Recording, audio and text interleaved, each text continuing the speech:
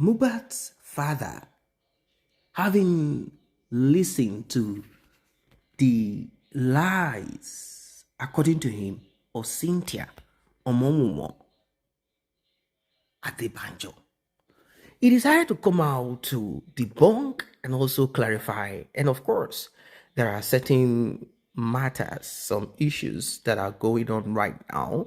And these issues and this matter is not a joke. The man went all the way, like this is going to be head to head, like it's going to be like an head boot on the faces of those that he said are enemies of justice for his son. Ladies and gentlemen, this is going to be a rough one, a roller coaster. That is because we have some group of people who claim or who believe that activist Yomi Fabiyi is seeking for justice. They say this man is seeking for justice and is really doing it without fear or care. Then we have some other people who believe that Yomi Fabiyi is not seeking for justice, that is seeking for money.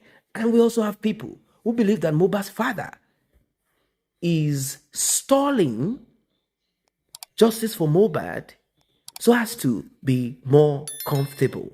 You all heard what Cynthia said on national television. She said, oh, Mohbad's father has a brother. He lives in the US, but he is a sick man. They need a lot of money. That is why they are running around scamming gullible people on social media. That was a stone thrown in the direction of Mohbad's father's younger brother. The man responded, you'll be listening to everything that they discussed in private. This is getting serious. Ladies and gentlemen, this is not a joke anymore. It has never been a joke, but it is extremely serious at this time and at this moment. Not just that alone. There are certain talks here and there that we heard, and all of this came from the mouth of Cynthia and some of our supporters.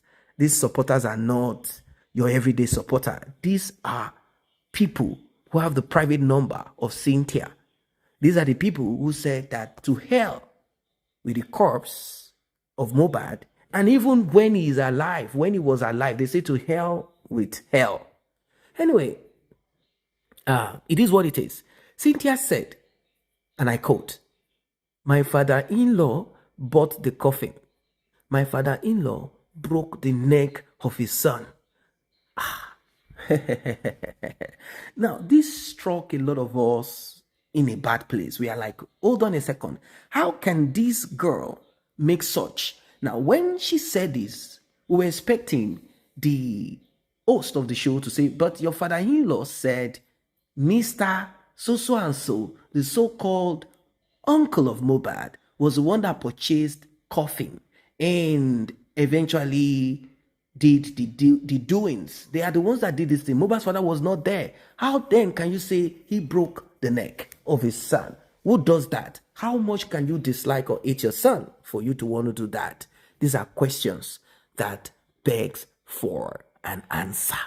People are asking and they want to know, like, seriously, what is going on here? Like, what is really happening here? Like, what is really going on? People want to know. And I want you to listen to Mohbad's father and many other people, and you'll get to hear some audio recordings too.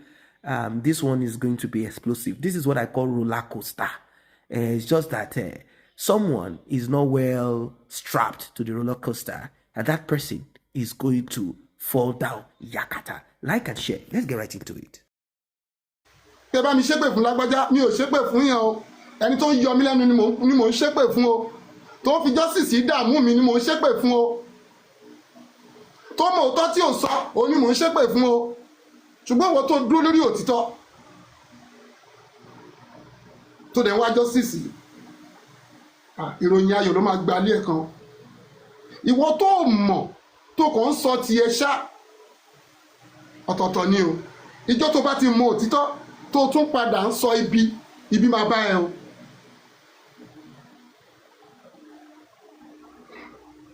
mi ò lọ́rọ̀ sọ jù yẹn lọ so ọ̀pọ̀lọpọ̀ question làwọn èèyàn ti ń béèrè lọ́wọ́ mi wọ́n bí mi thank you very much wọ́n bí mi wípé bàbá ń gbọ́ ṣé ìnira pọ́ sí irú àwọn ìbéèrè yẹn mo fẹ́ kẹ́ béèrè báyìí tí ẹ bá béèrè màá dẹ̀ fún yín ní ánsà ẹ jáde pé nítorí pé mo kọ̀wé sílẹ̀ ẹ bá sọ pé màá máa ṣí ìwé yẹn láwẹ́láwẹ́ láti jẹ́ bó ti ń bá yín sọ̀rọ̀ ohun tí mo mọ̀ ni mò ń sọ kẹ́dẹ̀lẹ́ owó ìbẹ̀rẹ̀ wá mi ò ń parọ́ mọ́yàn ni bíbélì tèmi kà sọ pé tí ò bá sí ìdálẹ́bi ìsinmi ológo láàánú ẹ rí o ìgbẹ̀yìn aláyọ̀ ń ta o a máa débi tí a fẹ́ dé ẹ bá tẹnu bèpè kẹ́ ẹ tẹnu pàṣẹ kẹ́ ẹ torí ọ̀rọ̀ justice Mohbad yìí kẹ́ má lè súnlé kẹ́ lọ lé aláwo a ó débi tí a fẹ́ dé àdàbí tí ì bá sòótọ́ àdàbí tí bá yẹ pé mo mú ìkan mọ́kan mo wà transparent ní gbogbo ọ̀nà ohun tẹ́ fi lé mi lọ́wọ́ mo tún ṣàkáǹtì ẹ̀ ẹ jọ kílẹ̀ ni mo ṣe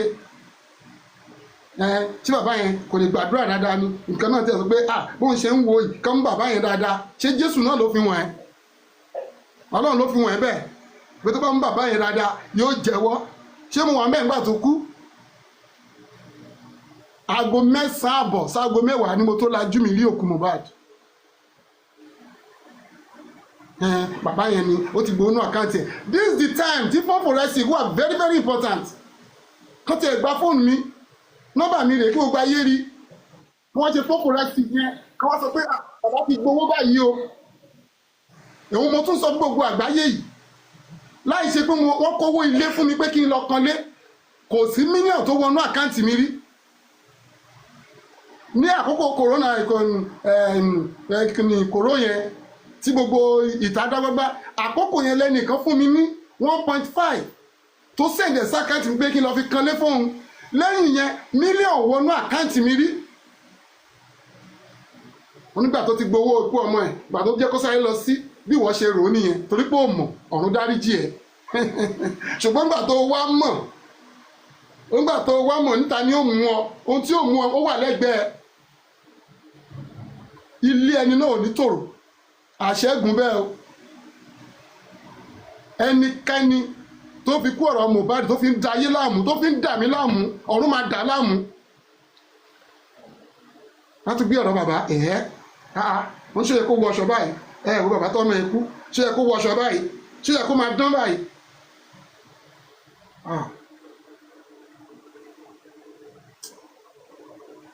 mi ò ní ṣe ọ̀rọ̀ sọ Honourable Ish mo rọ̀ yín gbogbo ènìyàn tó bá ní ìbéèrè sà lọ́wọ́ yìí mò ń fẹ́ àwọn tí wọn ò tí ì bá mi sọ̀rọ̀ rí kán béèrè ìbéèrè lórí gbogbo interview tí Àṣànà ti lọ interview tó ti ṣe ẹbí mi kí n lè sọ èyí tó jẹ́ òkodoro ọ̀rọ̀ fún gbogbo wa. Kò sí kan míì tí à ń hide tí a bá fẹ́ wá justice láàrin ara wa kọ́kàn wa lè balẹ̀ torí ọ̀pọ̀lọpọ̀ ọkàn ẹ̀ pòrúurù pé báwo la ṣe fẹ́ rí báwo la ṣe fẹ́ ṣe. Seeking what seek thy face or Jacob's seller. Lift up your head, O ye gates, and be ye lift up everlasting doors, and the King of glory shall come in. And he stopped on verse 8, where he said, Who is this King of glory? And he's emphasized by saying, Who is this King of glory? And he started from there by saying, Who is the King? And he's talking about, he's relating it to this Mbad justice. And he's asking you, once you are doing something like this justice, people will be asking you, what are you doing on this justice? And you're asking, who is the king? And he said, we have 3 people on justice for Mbad. And he said, the first one are the 2 justice fighters. The second one those that don't know about the justice, anything they hear, they react or they say. And the third one are those that they know and are willing to be astray, that are willing not to see the truth. And he went back by saying, verse 8, where he's saying, even God, people were questioning God. If God can be questioned, then who are you? Who is Olaide? Who is Senator Ishan? Who is also Baba Mbad? Will not be questioned, and he is not perturbed by people asking him questions on, are you really, really, truly for justice? And he's saying, and he's asking some questions. And we know some people are trying to be anti-justice because they know what is happening in this case, and they seem don't want to align to the truth. They're hiding the truth, they know the truth, and they continue on that truth. And he also went by saying, some people have spent a whole lot of money on justice for Mbad, and they are willing to help financially, even prayer-wise. They will continue to do that on this justice for Mbad. And also, he went on by saying, regarding the interview being granted by Omo Misinta Adebanjo, who has continued to be lying on the personality of Joseph Aloba, saying that Joseph Aloba was the one that bought the coffin. And he said he got to Mbad's house at about 9:30 p.m. Nigerian time, 12th of September 2023. And they took the body to the mortuary because they were not giving police report. And he left Wumi, Dausha, and others at the Ikorodu mortuary. And they were the one that procured the coffin. After they procured the coffin, they bent Mohbad's neck in the coffin. And he's saying that the person that was doing the charade on TV, saying he was the one that bent the coffin, most definitely the person that was to buy his or her coffin by lying on him, because he did not even know how the coffin was bought. He got home at about 7 a.m. that night. Mohbad was buried. He left them there, and Daosha on the 5th of December 2023 via his Instagram page, he narrated how he bought the coffin and how they did the burial arrangement. So why would anyone come out and say he was the one that bought the coffin and bent Mohbad's neck? And anyone that is saying that against him, definitely that person's parents usually going to buy his own coffin, because that can never happen in Yoruba land, where he's from. He can never buy the coffin of his children. But anyone that is saying that he did, definitely his own parents will do that. And he went on by saying he displayed the letter he sent to his former lawyer, Barrister Odumosu, where he terminated his appointment, and the exchange of letters from both of them. He displayed it on the screen right now, and I want to believe every one of us would have at one point in time screenshot that. And he went by saying there's a certain person called Yomi Fabi. He said he is not against him. He's not against him. He has been doing he has been doing a lot on Joseph Mbad. And as he said again, he went back to verse 8 in Psalm 24. Say, who is the king?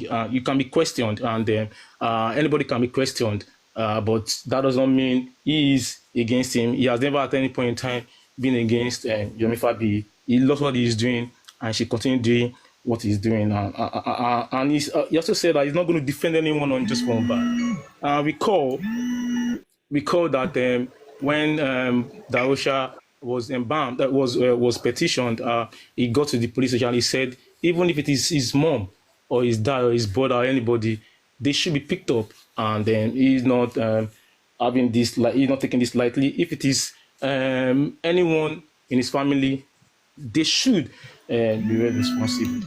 Also, he's not defending anyone. He's not defending anyone. Anyone that is found culpable in the death of Mohbad, they should be picked up. Yeah, they should be picked up. And as part of what he's saying again, he's saying the Nigerian police should do phone forensic on his phone, because he got to that at 9:30 p.m. And the first time he saw Mohbad's corpse was around 9:30 p.m. when he go to that house on that Saturday on the 12th of September 2023. That Nigerian police should do the necessary by doing a phone forensic on his phone and everyone that made the call on that day.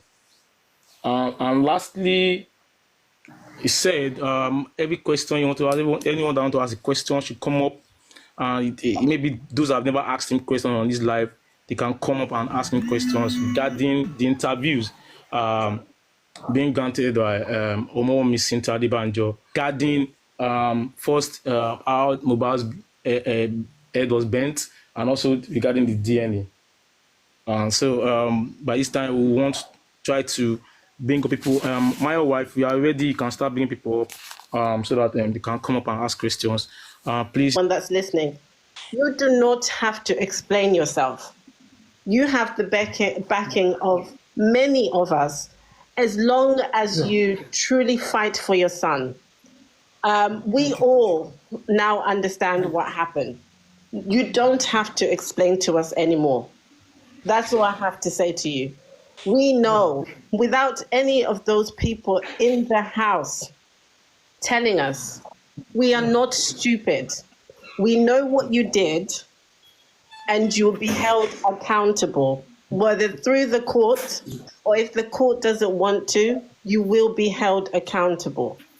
That's all I wanted to say. But stay, I have no words, but trust in God and everything will be fine. I don't have any questions, but I... Now one kankan. Ṣùgbọ́n ẹ jẹ́ kí n sọ, let me say it over and over again. Ọ̀tá ẹni kì í pòdù ọ̀yà o. There's no amount of time we try to explain. Those who will not understand will not understand. And those who will stand by you from the beginning until justice is served, nothing will shake them, among whom I am 100%. Yes, with the little contribution that we can make. Whoever wants to be confused, let them be confused still. And whoever wants to be true to this matter, let them be true to this still. But we know that there shall surely be an end. Bíbélì náà ti sọ pé òpin ohun gbogbo máa wà. And on this cause of justice that we are on, Bàbá, a máa gba ìdájọ́ òdodo. Torí whatever your vendetta against Joseph Olúwabámiwò Alọ́ba, ẹ̀yin lẹ mọ̀, òjò tó paṣẹ́wó ni kò ní lè délé sọ, ẹ̀yin lẹ mọ̀ bẹ́ẹ̀ ṣe rìn, ẹ̀yin lẹ mọ̀ bẹ́ẹ̀ ṣe ṣe, but please, níbi tá a wà, àwa tá a mọ iyì ọmọ, àwa tá a fẹ́ kún tọ́ ọmọ, àwa tá a yáwó lápò yáwó gúnmì gbómìnlẹ́ láǹtà fi tọ́jú ọmọ, à ń sọ fún yín wípé if you have anything against Joseph Olúwabámiwò, ẹ jẹ́ ó kú mọ́ yín nú. All of these things that you are saying is fiddling with our emotions.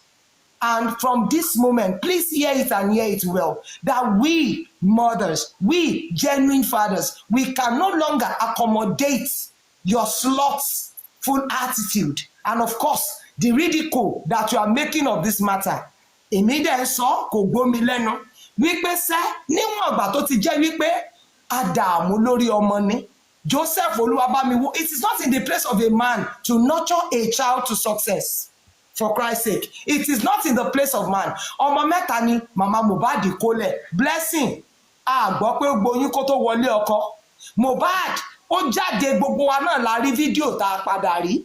Tó jẹ́ wípé before he can even look at anybody in the face, is a whole lot of tasks to him. This is a carpenter. Ọ̀pọ̀lọpọ̀ yín tẹ̀ ń jáde. Àwọn ọmọ yín máa ń gbá yín lójú ṣeré ni. One man yourself with somebody who has nurtured a child. If you cannot show pity, but ẹ tún gbọ́ bí ọ̀rọ̀ before I rest my mic, any one of you that goes on any test or to begin to fiddle with this our emotional stability, bẹ́ẹ̀ bí gba ọmọ ìhòòhò lẹ́ máa wọnú bùjì. I rest my mic. Please bring me to the comment section. Thank you. Thank you so much, Mama Ridgeways. Thank you for that wonderful submission. Tarzan, can go ahead. Thank you very much, sir. Question. Bàbá yọra o. I'm just making sure. So àwọn tó ń tẹ̀lé wọ́n máa tẹ̀lé wọ́n fẹ́ tì wọ́n àwọn gan-an fẹ́ ba yé ẹ̀jẹ̀ for you ìwọ tó pèrè ẹ ní NGO ganu sí NGO olè NGO ọlọ́fun. Let me tell you something wo má súnmọ́ bí because you can olè là ń bí yìí ọjà síwájú leave this man alone. Let him do the justice. Ọmọ ẹ̀ bó ṣe mọ̀ bọ́wọ́ eku ṣe bá ṣe kéré tó yẹn òun ló ṣe tó bá fi bọ́ ojú ara ẹ̀ òun ló máa fi bọ́ ojú ara ẹ̀. Leave him alone. Ìwọ tó bá mọ̀ pé you want to find yourself in his shoe lọ pa ọmọ ẹ̀ and let people do justice for you. Tó o bá ti fẹ́ bẹ́ẹ̀ a ti sọ ọ̀rọ̀ yẹn lọ́sàn-án yìí tó o bá ti fẹ́ bẹ́ẹ̀ leave this man alone tẹ́ ẹ bá ti fẹ́ kó gun òun kó kọ̀yìn sí yín. Enough is enough. Stop frustrating this man. Eléyìí tẹ́ gbé kò láyà ó ti tó gbogbo ẹ̀yin tẹ́ ló ń parọ́ tẹ́ ló ń mà láì orúkọ ẹ̀ tẹ́ ń parọ́ ọmọ kiri. Enough is enough. Enough is enough. Ẹ wá lọ Ìkẹrẹ́. Orí yín yọ yín ẹ bá wọn nílé ní Ìkẹrẹ́ ńjọ́ yẹn ni bí ọ̀tọ́ bá ṣòkè ìwà ọmọ Ìkẹrẹ́ fún yín orí yín á pé go and ask for Fáyọ̀ṣe. He will tell you more story about people better people wọn gbàgbàkúgbà wọn dẹ̀ kí gbà wọ̀ sí.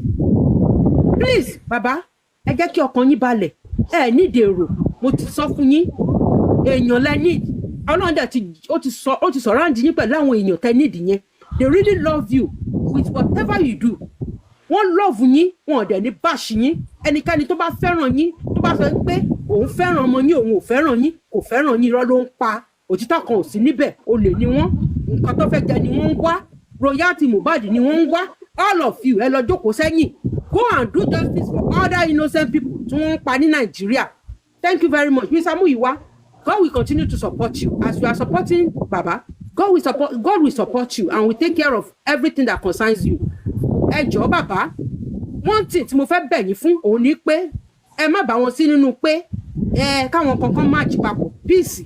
Ẹni tó bá ti nǹkan márùn-ún tí mo kà sílẹ̀ ẹni tí ò bá ti rí kan so mọ́ nínú ẹ̀ ó dẹ̀ lè so mọ́ kan kó má so mọ́ yòókù tó bá ti lè so mọ́ you are not for justice rí ti ẹsẹ̀ gbẹ́ and don't come here ẹ má bá àwọn kankan bẹ̀bẹ̀ ẹni tó bá ti á ti ní olúbodè Mr. Tarzan is our olúbodè he is the gate man a máa gé ọwọ́ a máa gé ẹsẹ̀ anybody tó bá lóun fẹ́ trespass ni. Thank you very much justice for Mohbad and the justice we shall get in Jesus' name. Thank you very much ma. Mr. Thank you, NGO Bosumbola. Thank you. Mr. Oluomo. Daddy, ẹ kọ́ lẹ́ sà. Kàlẹ́ sà. Yes, sir. Mo kí yín o tọ̀wọ̀tọ̀wọ̀. Sorry. Oluomo, Yes. sorry. Anyone that is having difficulty to come up, please kindly forward your question to me. Ẹ̀yin àti Mr. Muyiwa ni wọ́n ń dà lé lórí because I don't know why somebody will blaming others for his or her failure. Anybody that is not man enough, because nobody in this life is perfect. There is nobody that is an island of perfection. Ẹlẹ́ran ara gbogbo wa, a lè máa ṣe one or two mistakes once in a while. But once you accept that you were wrong or you made a mistake, then we move forward. It's not the end of life. But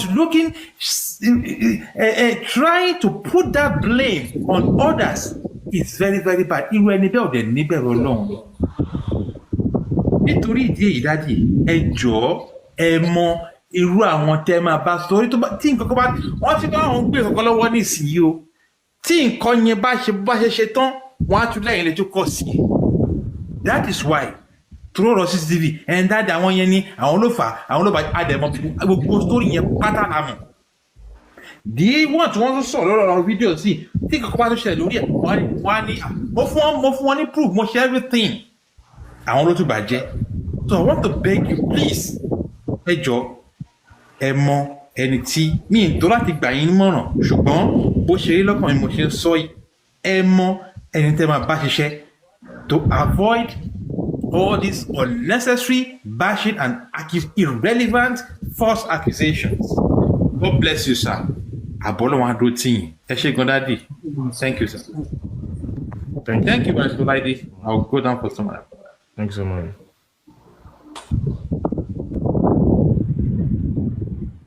Thanks so much. Be renewed. Can go ahead. Thanks so much. Káàsán sá. ọmọ mi ẹ kásán. Yes sir. Ìyanra okun sá. Ẹ kú ọ̀rọ̀ ọmọ. ẹ ṣé mà. Yes sir. Ẹ jọ̀ọ́ bàbá Mohbad. Ṣé rí àtàárọ̀ lénìí? I have cried.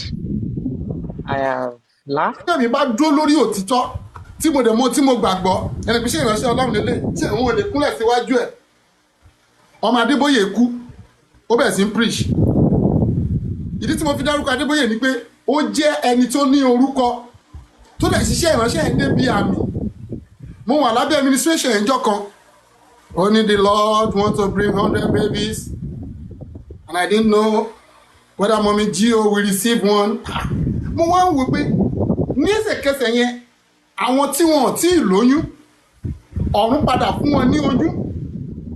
Ohun tí ọ̀run sọ ní àkókò yẹn ló sọ ọ̀run fẹ́ gbé ọmọ 100 wá. Àwọn kan padà give testimony lórí ọ̀rọ̀ yẹn. Now ọmọ tí Ọlọ́run fún ọmọ yẹn pásítọ̀ tún ni kì í ṣe pé ọmọ bẹ́líálì ó ṣiṣẹ́ pẹ̀lú bàbá ẹ̀ Ọlọ́run dẹ̀ mú sọ́dọ̀. Bàbá dẹ̀ bẹ̀ sí preach the second day. I'm a musician. Èmi mo kọ́ Mohbad bó ṣe ń kọrin. Tí ìwọ bá mọ̀ kó mọ̀ léni. Ẹ bàbá ẹ̀ ẹ ti fẹ́ bàbá kọrin àmọ́ náà kọrin. Orí burúkú lẹ máa ṣe. Tẹ́ ẹ bá fọ orúkọ Mohbad pawó tẹ́ fi gbógun ti bàbá ẹ̀ ọ̀run máa gbógun tì yín. Túfó ọ̀rọ̀ jáde àṣẹ tẹ̀lé. Tó bá jẹ́ pé mo wà ní ìlànà Ọlọ́run láì mú nǹkan mi mọ́ orúkọ Jésù. Ẹni bá gbógun tì mí lórí ọ̀rọ̀ kú Mohbad ọ̀run máa gbógun tì í o. Ó máa dẹni lẹ́ni. Ẹ ṣé gan. Ẹ má bínú sir. Ẹ má bínú. The Lord will continue to strengthen you. Ẹ jọ̀ọ́. Ẹ má bínú. Thank you so much. Barrister Láìdé ṣé o. Baba, this question is for you, but I think your power of Anthony will be the one that will answer the question, but that is going to be the final. The first question is, CY's lawyer has been defended on TV.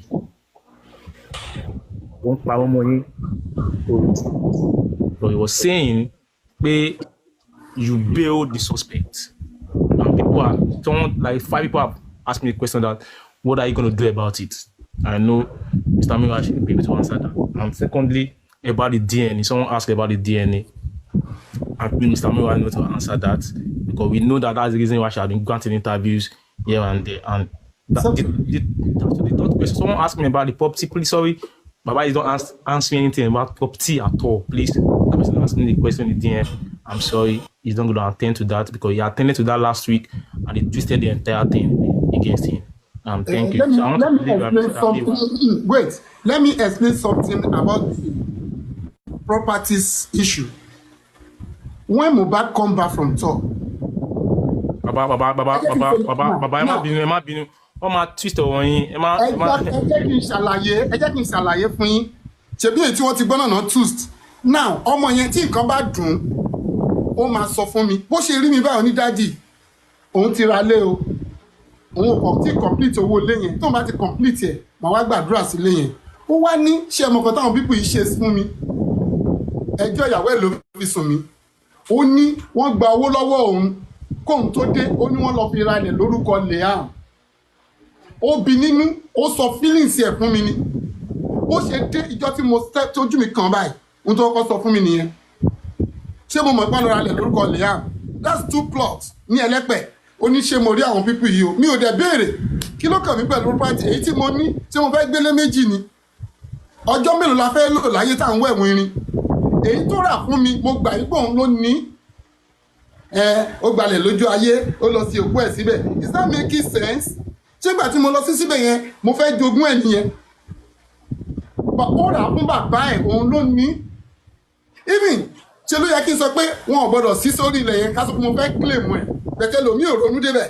Àwọn lọ sí òkú ọmọ síbẹ̀ yẹn. Òun ló ní. Mo dẹ̀ gbà pé òun ló máa jogún tó bá fún mi. Ọba ẹ jẹ́ kí ẹ máa wọ́n mọ̀ nǹkan tí mò ń sọ bá ẹ máa kà sọ níbẹ̀ because they will twist everything and we know what they do. That's their job. They like to twist everything you are saying on live. Let them continue. But you clear yourself for the past 17 months about this property thing. You are not for property. We've said it time and time number. We really want one thing. Mbad is saying, Talo Pamo killed my son. Who are the people behind it? And we want DNA. Those two things is enough. And that's why we are saying justice for Mbad. Property is not part of what we're talking about on justice for Mbad. Two things: who and what killed Mohbad, and we want to know the father of Liam. That is what he's saying. Yeah. That's not too much to ask for. That's not too much to ask for. For property, we are not discussing about that. It's none of our business, and he's not talking about it, at least for now. For now, we need to get that justice for Mohbad. And if anybody is taking that property, on our one bit of Thomas Sosi. And thanks so much, everyone. Those two questions, I want to believe Mr. May will answer that when he's about to talk. Nobusa can go ahead, man.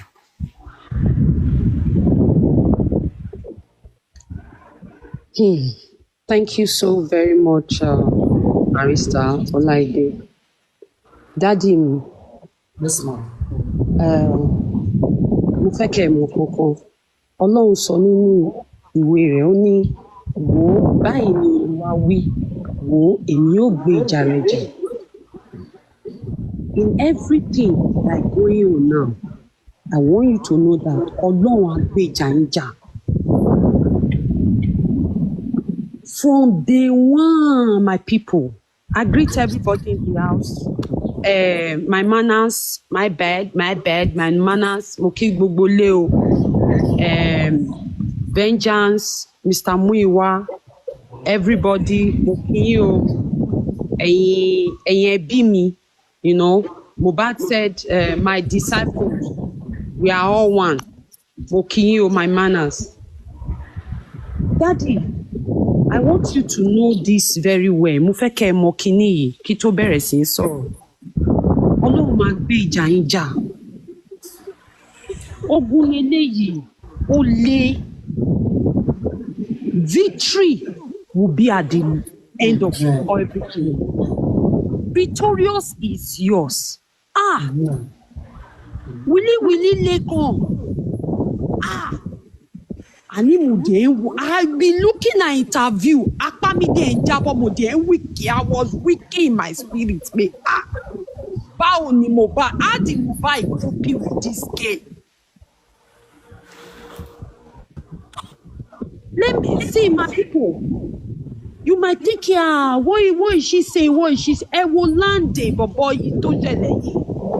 Tó bá yẹ pé bọ̀bọ́ yẹn náà kú, wọ́n tún máa ṣe wọ́n ní people will say, ó ti kú gbé náà nìyẹn. Look at what that guy going on with.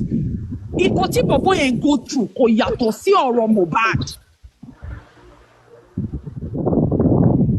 Daddy ẹ jọ̀ọ́, Mohbad, gbogbo orin tí Mohbad máa ń kọ, ìkọ̀ tó ń dùn lọ́kàn. I saw a video, he said, I sing with what I'm going through. Ṣé mo parọ́ ìkọ̀ tó sọ nìyẹn? Ẹ̀dẹ̀ ó béèrè lọ́wọ́ yín pé dáàdi báwo mo ṣe máa get àwọn orin. Ẹni pé kan tó bá ń ṣe ẹ ni kò fi máa fi kọrin. I am going around over all in music and everything. Bọ̀bọ́ yẹn sunkún ìfẹ́. You put my love, don't put my love in your wallet. Baby, don't give me mercy after death. Don't give me medicine after death. Oh, Nari. Daddy, ẹni pé kò kí n sunlé any little thing ó ti gbéra ó kúrò nílé. Okay. Ẹ sọ báyìí, ẹ máa gbọ́ o. My people, I need you to listen to this real well. Okay. Lọ sún ọjọ́ mẹ́ta ń ta, nínú ló bí wọn. Ìjọ kan mo wá balẹ̀ pé tí n bá padà gbọ́, wọ́n ò lè fún 3 days. Okay, now. Ẹ sọ pé gbogbo everything Baba be saying, mi ò ríran bẹ́ẹ̀. Now, Mohbad now clarify it now. A voice note came out. See, Mohbad clarify. Any Mohbad always say, a man said to a woman, Kuronle, she always leave the house. Oma Kuronle. No matter what it is, except tó bá le tó bá jẹ́ any other thing obìnrin òkè tóbìnrin bá make excuses láti kúrò nílé ìkan míì wà bẹ́ẹ̀. Ẹ máa gbọ́.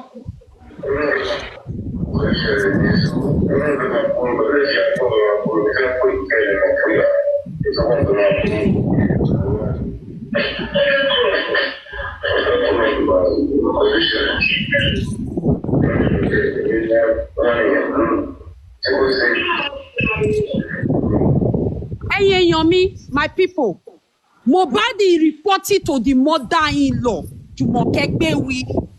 Jùmọ̀kẹ́ grandma Òyóyó. Gbéwì rí Jùmọ̀kẹ́ grandma Òyóyó. Mohbad was reporting to her 1 a.m. láàárọ̀ lóru. Níbo ló ń lọ? Because your husband gbogbo àwọn èèyàn ló ti lọ́kọ rí. If a man is speedy, ìjà máa wà rọra o. Does that guarantee you to leave the house? Mohbad ní, since you walk away, my heart stop working. Around my nigga, I can't dey shine. Ọmọ sí water o. So willy, you know that Mohbad máa ń sun. Ó máa ń sun gallon. Water fún bucket o, water fún bucket, water fún bucket o. Ọmọ pọ́ máa ń sunkún, you know he always crying. Ìyàwó mi ṣódà ọ̀rọ̀ mi pin, òfin mi sílẹ̀ mo fa sìgá. Bàbá, tí ìfẹ́ bá wà, tí ọkùnrin bá yóò fẹ́, I wish you know if a man really truly ìfẹ́ àárọ̀, ó le gan. Since you walk away, my heart stop working. Around my nigga, I can't dey shine. Ọmọ sí water o. How tún ní water fún bucket, water fún bucket, water fún bucket o. Daddy, ó ní ikọ̀ tó wá ní ṣòkòtò, ó máa wà lábẹ́ ṣòkòtò ń bì. Don't give me medicine after Sherry. Willy. You are not talking about Ade West, Dami, JJ Tony, Mohbad die, Mohbad pa, Mohbad. Oh, sọ̀rọ̀ nípa àwọn yẹn. Why is it Baba gangan that I know in the house tó kú sọ́wọ́? Bàbá náà ló tún jẹ́ kí nọ́ọ̀sì máa lọ. How? Nọ́ọ̀sì tí mi ò rí rí. How? Nọ́ọ̀sì rí o. Till now, mi tí rí. Mi ìdá nọ́ọ̀sì wọn. How? Mohbad, you no fit check about the past. Yeah, I know you know that. You no fit check me. I know money. I know mathematics. Willy, I want to beg you now. Only a man ṣe birthday every month, Baba. Every month, no man ṣe cake birthday. Daddy, any suru. Willy, mo boye prove nǹkan. I not dey aso. Ṣùgbọ́n every month, 1 month, 2 month, 3 month, 4, 3 month, 5. Ibi tèmi láti ìgbà tí mo ti wá sáyé yìí. I only know you do 3 months. Wọ́n kàn máa ṣe ó ti ń jẹ́ kó 3 months, 6 months. Èwo ni ti 5 months birthday. Every month ni. Èwo ni ti 5 months birthday. Fọláṣadé ní Wùmí. Ṣé o máa sọ pé kò tí bàbá Mohbad sọ? Ìyẹn ti kọ́rọ̀ ẹ̀ jẹ́. Ó ti kó jẹ́ tiẹ̀. Irani, this is what you told us. O sọ báyìí. You have paid your way out. Nothing. Nobody. No. Nobody in this world. Nobody knows. If I come for anything, social media will not be judged of all of this. Like, just that's what I want you to do. I'm only doing this. The only person I have to come and start creating all this. Jumoke, you have been there for her. Abiyamo, I understand. But Mohbad tó wá kú ńkọ́. Mohbad told you everything.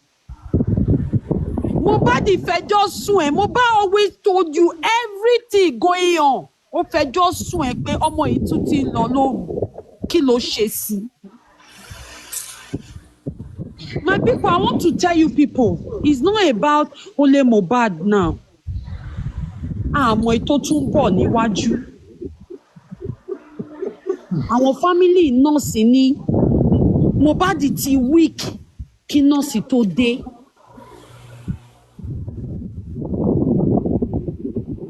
kí ni àwọn àáfàá wa ṣe nínú ilé?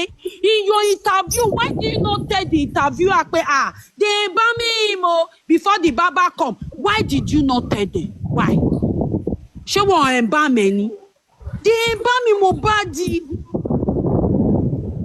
ọkọ tó nílé wọ́n gbé sábẹ́ stairs ẹgbàá mi ẹ̀yìn èèyàn.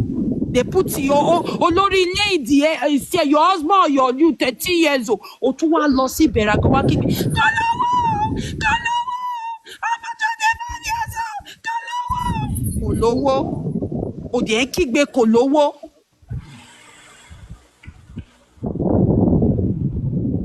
Ọ̀rọ̀ yìí ó deep gan. If you are there, you think it's just normal thing. Support nǹkan tí ò dáa. We leave everything to God. Sherry, I want you people to know one thing today. O ò lè gbin àlùbọ́sà. Wà ní pákí cassava ló fẹ́ rip. It's not possible. You see that àlùbọ́sà tó ti gbìn nínú justice for Mohbad yẹn yìí ó ló máa ká. It's not possible cassava. Tó máa ta ẹ́ lójú tó bá ṣe dáadáa, yóò ká. Tó bá ṣe bí, wàá ká. What goes around is coming around. Please, can you just quickly round it up, please? Ó wá ní bàbá ló ra pósí. Bàbá ra pósí. Ow! I rest my case. Ẹ ṣé o, Daddy. Ọlọ́run á gbèjà yín jà. Ẹ ṣé. I want to state again, I don't have the access to bring anybody up, please. I don't have access to bring anybody up. Anybody that's bringing people up, please check people check the request. I don't have access. This is 50th time saying I don't have access to bring anybody up. Please, I wish it. Go ahead. Kale Baba. Kale sir. Baba, ìkànnà àwọn ọmọ yín náà ló àjẹ kẹpẹ fún wa sà. Ìbéèrè ẹ̀yọ̀kan ni mo ní tí mo fẹ́ béèrè lọ́wọ́ yín sà. Tí n bá ti wá béèrè ìbéèrè yẹn tán, màá sọ nǹkan tí mo fẹ́ sọ. Màá béèrè fún ìgbà. Ní tí n bá ti wá sọ̀rọ̀ yẹn tán, ẹni tí ò bá yé ìgbà tí mò ń gba òkú rẹ̀ tẹ́ gbé lọ sí mọ́ṣúárì, ṣé ó tẹ̀lé yín lọ síbẹ̀ náà? Ó wà ń bẹ̀. Ìyá Túndé wà ń bẹ̀. Ẹgbẹ́ ọkùnrin kan wà ń bẹ̀. Ìyáàmú wà ń bẹ̀. Àdúrà wà ń bẹ̀. Àyà wà ń bẹ̀. Ó ti dá abẹ́ sí dáhùn yẹn bàbá. Tó ẹni tí ò bá mọ̀ kó lọ́wọ́ ní àlè. Ó wà ní under Lagos State Coroner Law. Kò sí mọ́ṣúárì kankan whatsoever tó ní right àti reject òkú. Either wọ́n ní death certificate o, either wọ́n ní police report o, àbí wọ́n ní. Kò sí mọ́ṣúárì kankan tó ní right. Téèyàn bá gbókù lọ sí mọ́ṣúárì ní Lagos State, tí ò bá sí ẹni wọ́n máa gba òkú yẹn kalẹ̀. Ẹ máa fún yín ní time ṣe ń gbọ́ bàbá pé kéèyàn lọ gba document ó bá jẹ́ police report àbí doctor report wọ́n máa ní kéèyàn lọ gbà wá. Ìyẹn àkọ́kọ́.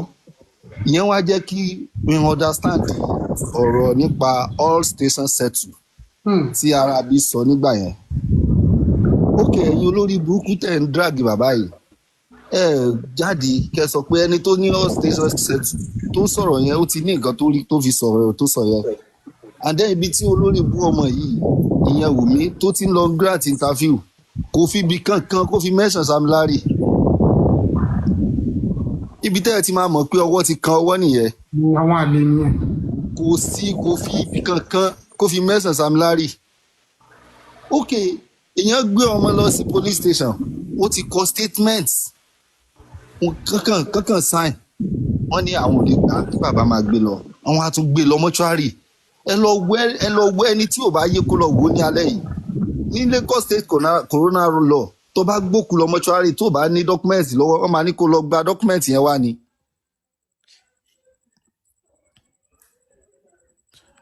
Ṣé ẹ̀ ń gbọ́ mi báyìí?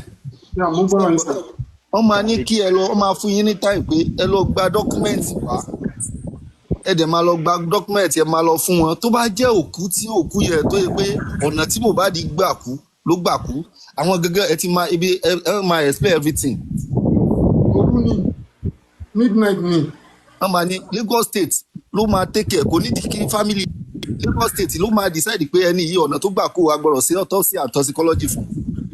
Tí ẹni yẹn bá ti lọ gba document tó yẹ kó gbà á tẹ́tí lẹ́yìn ìgbà tán deposit ọmọ ẹ̀ sí mọ́ṣúárì bọ́ ọ la pé bí ìlú burúkú la wà ilé parọ́ tó bá ti lówó olówó sí ohun gbogbo tán ìyá ní òjò ọmọ tálíkà tó ibì kan lẹ́yìn kan ti máa set ring light síwájú tẹ́ máa drag bàbá yìí kí lẹ tún fẹ́ kó sọ ṣé Wùmí ẹ̀fà jáde pé nǹkan tí bàbá yìí sọ o pé àwọn gbòkú lọ sí station àwọn gbé lọ sí mọ́ṣúárì ṣé Wùmí bó ṣe lọ parọ́ tó wọn bí aláyẹ̀ ẹ̀dá kó jáde wá kó ní bàbá irọ́ ni bàbá ń pa because ó mọ̀ pé evidence wà àkọ́kọ́ evidence tó wà bàbá mẹ́sàn-án ní last time níbi interview wọ́n ní tó bá jẹ́ pé ló làwọn pa ṣèbí mọ́ṣúárì máa ní CCTV camera ọjọ́ yẹn dẹ̀ wà ẹ jẹ́ ká lọ sí mọ́ṣúárì yẹn tó bá gbé pé mò ń parọ́ kó gbé ọjọ́ yẹn jáde nínú CCTV.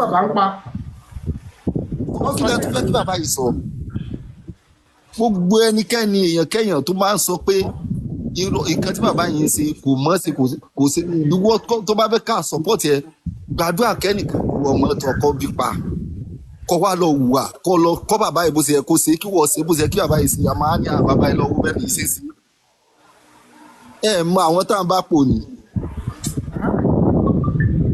à ń sọ ẹ wo gbogbo effort bàbá yìí láti jọjọ yìí àwọn kan wà nísàlẹ̀ lókè tó yẹ pé bí a ṣe ń gbé tẹ bá ti ń gbé wọ́n ti máa gbé lẹ́ ọ̀nà bòmíì èèyàn wá sọ pé bàbá yìí ń wo ìjọ wo ni bàbá ẹni sùúrù èló ni property wo ni bàbá fẹ́ wá tí Mohbad ò ní ṣe fún bàbá tí bàbá bá wà tí Mohbad bá wà láyé.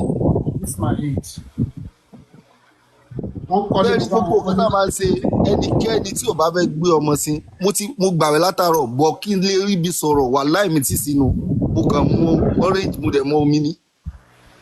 bọ́ ẹni tí ò bá fẹ́ fi ọwọ́ rẹ̀ gbọ́mọ sí kò stop láti máa dáàgì bàbá ẹ̀ tó bá wù ọ́ kí wọ́n náà fojú sunkún ọmọ rẹ̀ continue gbogbo ẹ̀yin tó yẹ pé ibi tẹ́ bá ti ń drag bàbá rẹ̀ ti ń rí gift àtàwọn tó ń fún yín gift àtẹ̀yìn tẹ́ ń gba gift wà láyé sórí gbogbo ẹ̀yìn ayé ni ọlọ́wọ́ wọlá pé àtàárọ̀ mo ti gbà mí tí sí ilẹ̀ tó fẹ́ kí bàbá yìí ṣe bàbá sẹ́rí ìkan tẹ́mi kàn fẹ́ sọ fún yín bàbá anything tó bá wo oníkálukú kó máa fẹnu wọn sọ oníkálukú kò lè sọ wẹ̀ ọmọ làwa jẹ́ sí yín àmọ́ anywhere tán bá ti sọ̀rọ̀ yín láburú tá a bá rí bẹ́ẹ̀ wà á gbọ̀bẹ̀ á gbé wọn sí pé àná tí wọ́n ń ṣe wọ́n ń parí tí fún ibì kan mo lọ síbẹ̀ pa àmútù mi ni torí mi hàn gbé mi gòkè mo dẹ̀ sí pé fún wọn lẹ́yìn kọ́mẹ́rẹ́sọ̀ níta máa mọ̀ sí fúnra wa nísìnyí yẹn tẹ́lẹ̀ mi náà kì í lọ sí platform káàkiri láti mọ̀ àmọ́ ní àti sí gbogbo àwọn platform tí mo ti mọ̀ pé àwọn àjọ ń jà fún yín màá mọ̀ lọ́bẹ̀ ẹni tó bá yẹ ká pọ̀ tó bá ti sọ yín láì dá àjọ kọlu wọn out.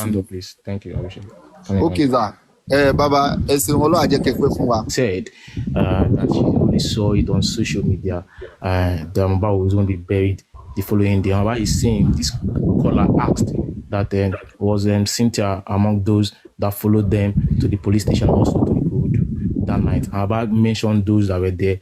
He said Adua, Mohbad's brother, was there. Iyatunde, Mohbad's CY's aunt was there. CY himself, one of his brother. And one of his brother. Right there. Yeah, Cynthia's brother.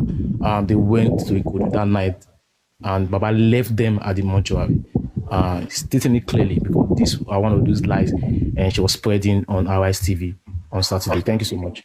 Next person is Kudiwat. Thank you. Bye. Okay. Ekale, Daddy Mohbad, Ekale, sir.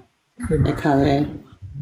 Mo mọ̀ wípé ẹkún bá pẹ́ títí ayọ̀ ń bọ̀ lówùúrọ̀ lágbára Ọlọ́run ayọ̀ bá dé títí tó bá dẹ̀ máa dé kò ní bá gbogbo àwa tá a fẹ́ justice fún Mohbad kò ní bá wa nínú sáré bó ṣe máa jẹ́ ìyẹn pẹ̀lú Ọlọ́run so nǹkan ayọ̀ kan péré Daddy Mohbad sà ni mo kàn fẹ́ kí ẹ dá gbogbo wa lóhùn ọ̀dọ̀ nǹkan tí mo fẹ́ sọ yìí o púpọ̀ nínú wa mọ̀ but fún àwọn tó jẹ́ pé etí wọn ti di wọ́n kọ́ mú orí wọn gan kọ́ la orí wọn kọ́kọ́ rọ̀ sí gan wọn ò lè mọ̀ torí tí wọn ni mo fẹ́ kẹ́kọ̀ọ́ bá wa dáhùn ìbéèrè ní ṣókí ọmọ irọ́ la bí yẹn partner Mohbad yẹn tó lọ́dọ̀ ti tèmi partner ni kò ń ṣèyàwó kò lè ń ṣàlọ́ba tí ò bá ti lọ sí court kò sọ́wọ́ lórí ẹ̀ tó bá ti wà legally married gbogbo tó ń sọ yẹn ó kàn àwáwí ló ń wí so as far as I'm concerned is a partner that is on period.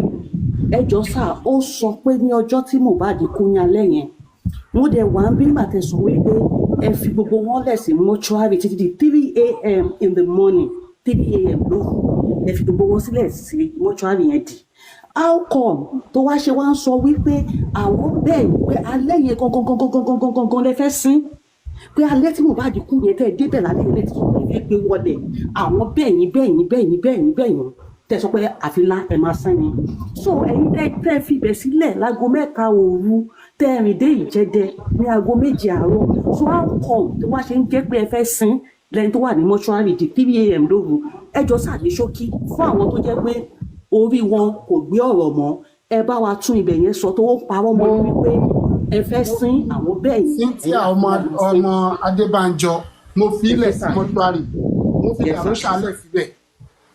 Dàrúṣà sọ fún mi ní alẹ́ ọjọ́ yẹn èyí tẹ̀ tí gbọ́ ni ó ní àwọn máa gba òtẹ́ kan ní ibẹ̀ yẹn wọ́n á lè fojú tó òkú yẹn ìdílé tó ṣe fún mi nìyẹn nígbà tó di 7 o'clock ìbùkún àkọ́bí mi pè mí pé dáàdì òun ti wà right níbo ni kò máa lọ mo ní kó lọ bá wọn ní General Hospital ní Kòròdú nígbà tí mo tẹ̀ tún padà pé wá ní òun ti débẹ̀ o òun ti rí Dàrúṣà so with this ọkàn mi ti balẹ̀ pé ẹ̀gbọ́n ẹ̀ ti wà ń bẹ̀ Dàrúṣà wà ń bẹ̀ pàtó dẹ̀ máa di 1 o'clock wọ́n gbé òkú yẹn wá bá mi bẹ̀ níbi tí wọ́n máa sí sí so àwọn tó sùn sí hòtẹ́ẹ̀ ìyàwó tó wà ń bẹ̀ tó jẹ́ pé ó tún gbọ́mọ dání ẹ̀gbọ́n ẹ̀ wà ń bẹ̀ ẹ̀gbọ́n ọkùnrin Ìyátúndé wà ń bẹ̀ Àyà wà ń bẹ̀ Àdúrà wà ń bẹ̀ tí mo filẹ̀ tí wọ́n sùn ní abẹ́ tó dá ti mọ́ṣúárì mi ò gbà tó gbòkúdé mi ò mọ kọ́lọ̀ lọ́tọ̀ tí mo bẹ̀ sí wò lórí fíìmù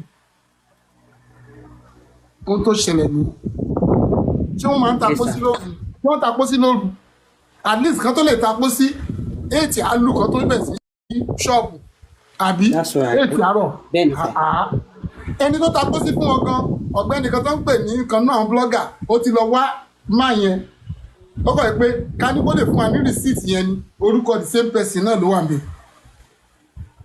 ẹ̀bámà orúkọ ẹ̀ náà ló wà níbẹ̀ so bó ṣe jẹ́ nìyẹn. ẹ ṣe gan ni sà àwa kan bìlíìfù ni ṣùgbọ́n torí nǹkan tí a ṣe ń sọ ni pé torí àwọn kan wà pẹ̀lú bí wọ́n ti burú wọn ò lè gbọ́ ọ̀rọ̀ káyé máa fi parẹ́ àṣẹyìn tí ẹ̀ tún gbogbo eléyìí sọ bọ̀ kò sí problem gbogbo ọ̀rọ̀ yìí náà ẹ̀mú gbogbo ẹ̀ náà ṣe lọ sí court so tó bá lóun mọ irọ́ pa ni àwọn tó máa já irọ́ ẹ̀ wọ́n rẹ́dì so kó máa pa irọ́ ẹ̀ lọ ó lọ sórí tv mi ò gbọ́ irú ẹ̀rí láyé mi ó lọ síbì kan interviewer yẹn bi ẹ́ pé kí ni nǹkan ẹyọ kan ṣoṣo tí o fẹ́ láti ọwọ́ gbogbo èèyàn ọmọ òṣì yìí ò lè sọ wípé right now ọmọ èèyàn kan tí mo fẹ́ ni wípé ikú tó pa ọkọ òun kí gbogbo àgbáyé kọ́ bá òun wá ó sọ bẹ́ẹ̀ dájú nǹkan èèyàn kan tó ń sọ ni pé DNA àti kọ́lọ́sín ta ni ṣọ́ọ̀bù ẹ ló kú ni ìwọ kọ́ ló ní ọmọ ẹ tó ní ọmọ ló máa pàṣẹ lórí ọmọ tí ẹ̀yin ò bá dẹ̀ ti ní kọ́ sin Mohbad kò sí ẹ̀dá alààyè kankan tó máa sọ fún yín pé kọ́ sin tí ẹ̀ bá sọ pé ẹ fẹ́ sin òkè òkúlòkù rè bàbá ọmọ ló ní ọmọ so ó ní òun fẹ́ òun lè sọ pé ẹ jọ justice for Mohbad yẹn kò sọ rí tí ó ní tí tó máa ń sọ ni pé kọ́sín. evidence ló fẹ́ bẹ́rí exactly sir. evidence kò sí problem èmi mọ̀ wípé ṣẹ́rí ìgbà Ọlọ́run kò ní kọjá ìgbà tó máa jẹ́ àtakò ìgbà àkànmọ́ ìgbà tó máa jẹ́ Ọlọ́run ti mọ̀ àwa la kọ̀ọ̀kan jú mo dẹ̀ mọ̀ wípé lágbára Ọlọ́run láìpẹ́ láti náà a máa rí justice lórí Mohbad gbogbo awákàdé ń wá kedere ojú wa ló máa jẹ́ kò ní ṣe ẹ̀yìn wa gbogbo ọ̀níwà ń sáré jáde Mohbad ẹ fọkàn balẹ̀ Ọlọ́run wà pẹ̀lú yín justice will want and justice will get ẹ ṣé gan ni sir. Thank you so much, everyone. Thank you, Barrister Laide. Thank you so much. For that, I think we're going to say that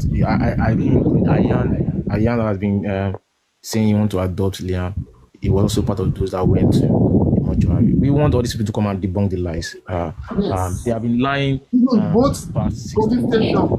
Ayan one bed. Ayan, yeah. Zlatan the hotel on the police station. No. Zlatan hotel. Anya, a friend to Mbad, Ajolo police station, Ajolo mortuary. Ijo yẹn ni grandma ẹ kú, grandma ijo yẹn ló kú, grandma Anya. Have you all heard? Ayan took them to the police station and also to the mortuary. That was the day his grandma died. Kí Anya wá sọ pé bàbá ló ra pósí kó wá sọ gbogbo àgbáyé kan rí. And Baba is saying that did they say coffin at midnight? Yeah. Where in Nigeria we say you want to buy coffee midnight. So it's clear that these guys that took the body, they went together to a court. And again, we need to state it clearly here for those that are listening for the first time that don't know anything about this case. Tausha Adeyemo Boluwatife, he went on Instagram on the 5th of December 2023. He made 5 posts telling the whole world that he learned how to embalm from his own dad. So that's why he did the embalming on Mohbad. He made the 5 posts. And he was the one that embalmed Mohbad. He stated clearly. Facts. So they can't lie about that. For those that are saying they are lying on this lady, she's the one lying to the world. And tonight you are debunking all her lies. All the bloggers that are here tonight, you better be copying this and be posting on your Instagram that you do your dirty stuff there. Do it tonight. Gbogbo nǹkan tó ṣẹlẹ̀ ó dẹ̀ tún ṣiṣẹ́ fún dáadáa nínú ẹ̀ a change lawyer tá à ń lò so the first corona tẹ ẹ kọ́kọ́ lọ tẹ wà ń bẹ̀ performance lawyer tá change sí ṣé ó fi yín lọ́kàn balẹ̀ ẹ ṣàlàyé fún gbogbo wa ṣé ó fi yín lọ́kàn balẹ̀ pé káà náà fọkàn balẹ̀ pé nǹkan tẹ rí ó yàtọ̀ sí bá ti ṣe ń bá bọ̀ látẹ̀yìn pé with ìtẹ́kọ̀ rí at the performance of that our lawyer dey say ó ṣe ọkàn balẹ̀ pé corona yìí nǹkan gidi á jáde ń bẹ̀. That is my question. Ẹ jẹ́ ẹ sọ fún gbogbo àwa supporters tá à ń wá justice for Mohbad ẹ fi wá lọ́kàn balẹ̀ lórí ọ̀rọ̀ corona yẹn and again ká dẹ̀ lè mọ if anything tó bá nídìí láti ṣe kẹ́ tètè máa carry wa lọ ẹ explain fún gbogbo ayé lórí ọ̀rọ̀ corona yẹn sá. Tí ẹ lọ yẹn ìnákọ̀ sọ fún yín pé bàbá tí agbéṣẹ́ fún Sam Shitu ó tó gbàgbá sùn lọ́yẹ̀ ó mọ what next to do. Even on that day Baba gave definition of a lawyer. I never know before. He said a lawyer is someone that can refer you to where the law. Ohun tí òfin yẹn sọ gangan ẹni tó mọṣẹ́ ìníṣẹ́ ni mo fi gbogbo yín lọ́kàn balẹ̀. Bàbá ẹ wò ó àwọn tó lọ síbẹ̀ ló lè ròyìn ohun tí bàbá sọ ní corona. Mo nígbàgbọ́ pé dúdú lọ́sàn máa so ó mọ the next thing ó dẹ̀ mọ the right thing láti ṣe at the right time. So ẹ jẹ́ ká fọkàn balẹ̀ akẹ́kẹ̀ẹ́ ní ọdún. Thank you, sir. That's my question. Thank you so much, Mr. Alashene. Baba, fan ni ṣe lè bá gbé kú ní sádìbìtẹ̀ wa yẹn. Fan ni. For me as a person, I don't want her to stop granting an interview. All the interview he has been granting for the past weeks. There is no consistency in the interview she has been granting people, the media. So I pray she will continue in that regard. Let her continue going from one platform, from one media houses to the other. Let her continue talking so that the more she talk, the more we know what actually happened. She has already said Mohbad died at the night, not afternoon, as been reported by the police. She has already said when they got to the first hospital, which is Kuramed, the person that certified that Mbad was brought in dead is Dr. Bereket Deborah. Dr. Bereket Deborah certified that Mohbad was brought in dead at Kuramed Hospital. At that point,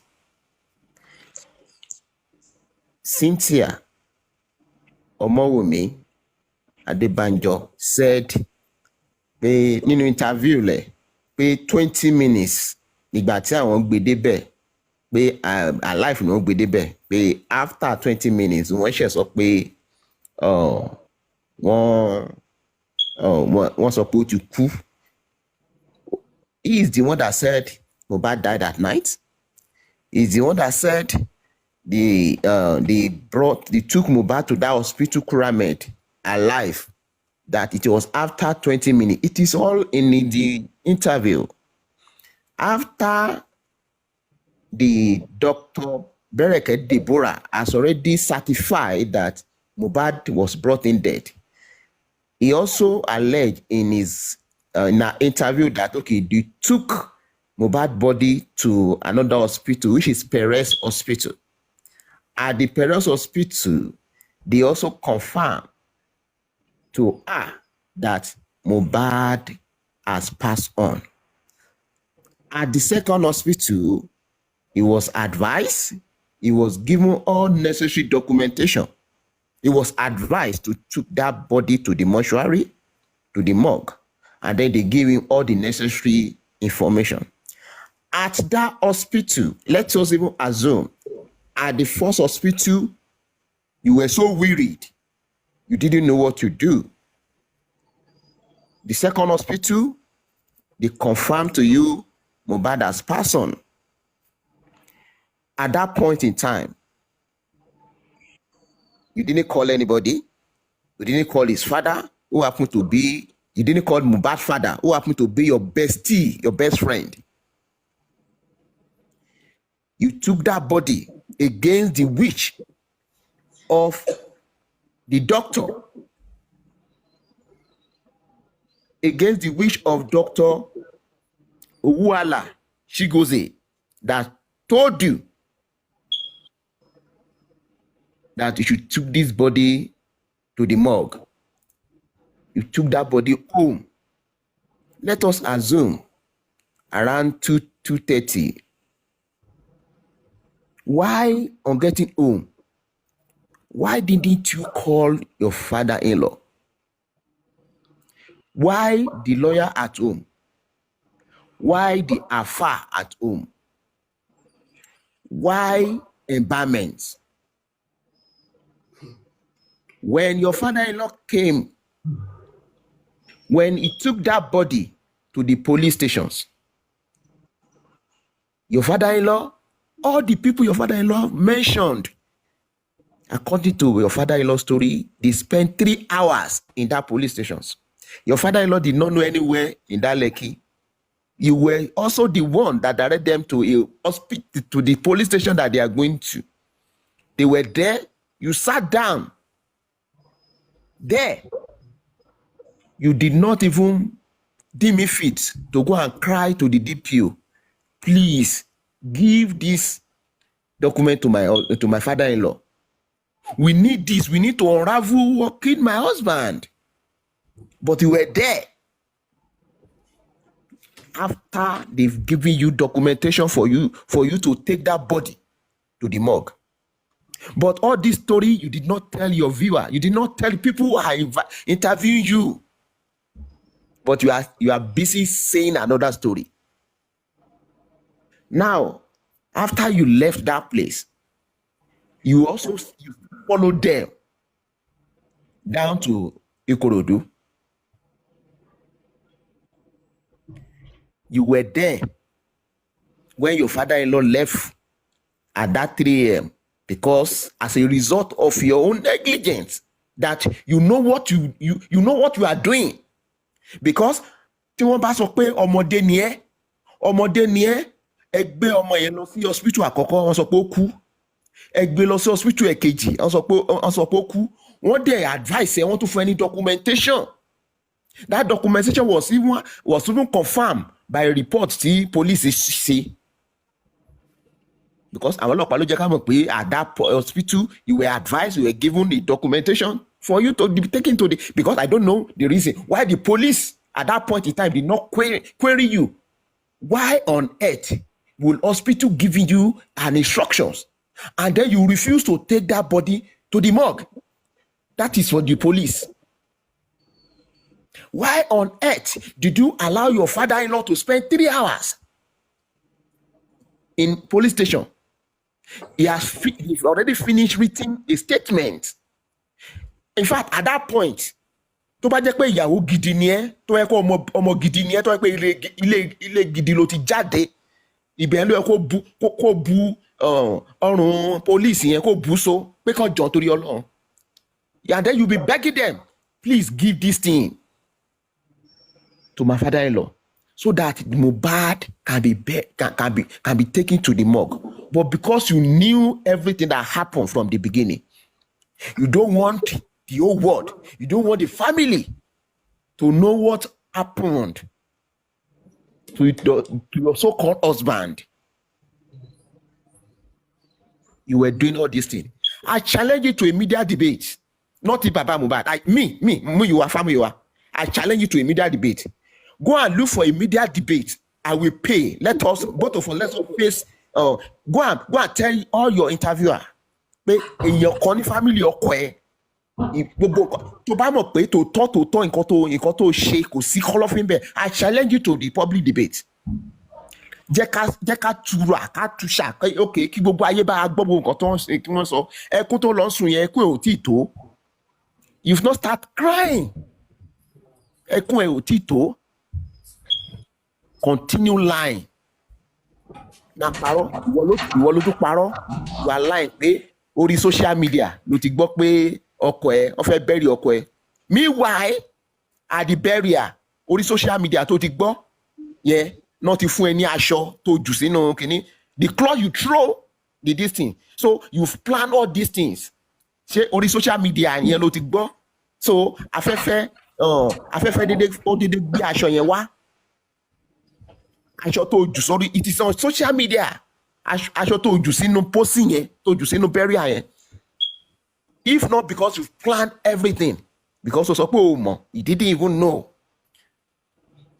Continue granting that interview. That interview will continue exposing you. We are gathering our evidences. All what we want is for the coroner inquest to finish. You can't escape it. It is homicide case. You are the number one suspect. All those ones that the police is saying, you are number one suspect.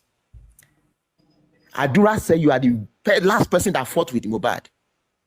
Spendy said you are the last person that fought with Mbad. And then the question I want to ask you is that, since you get back to Liam, have you been following Mbad house? The answer is no. But because you heard that Mbad has gotten a visa, your thinking is that, maybe he will go from that place. That was the reason. Because you are not meant to be part of people that went to that show at all.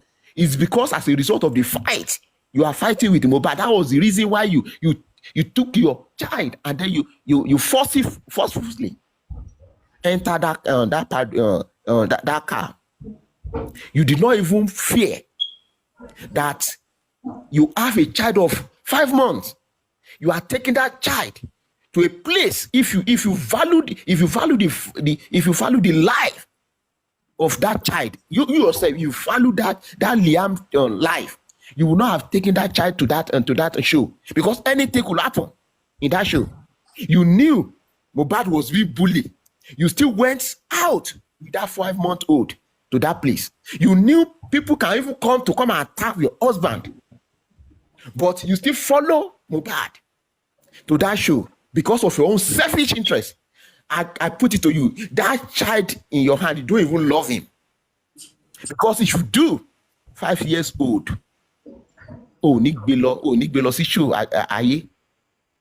you are the first person that bullied that child.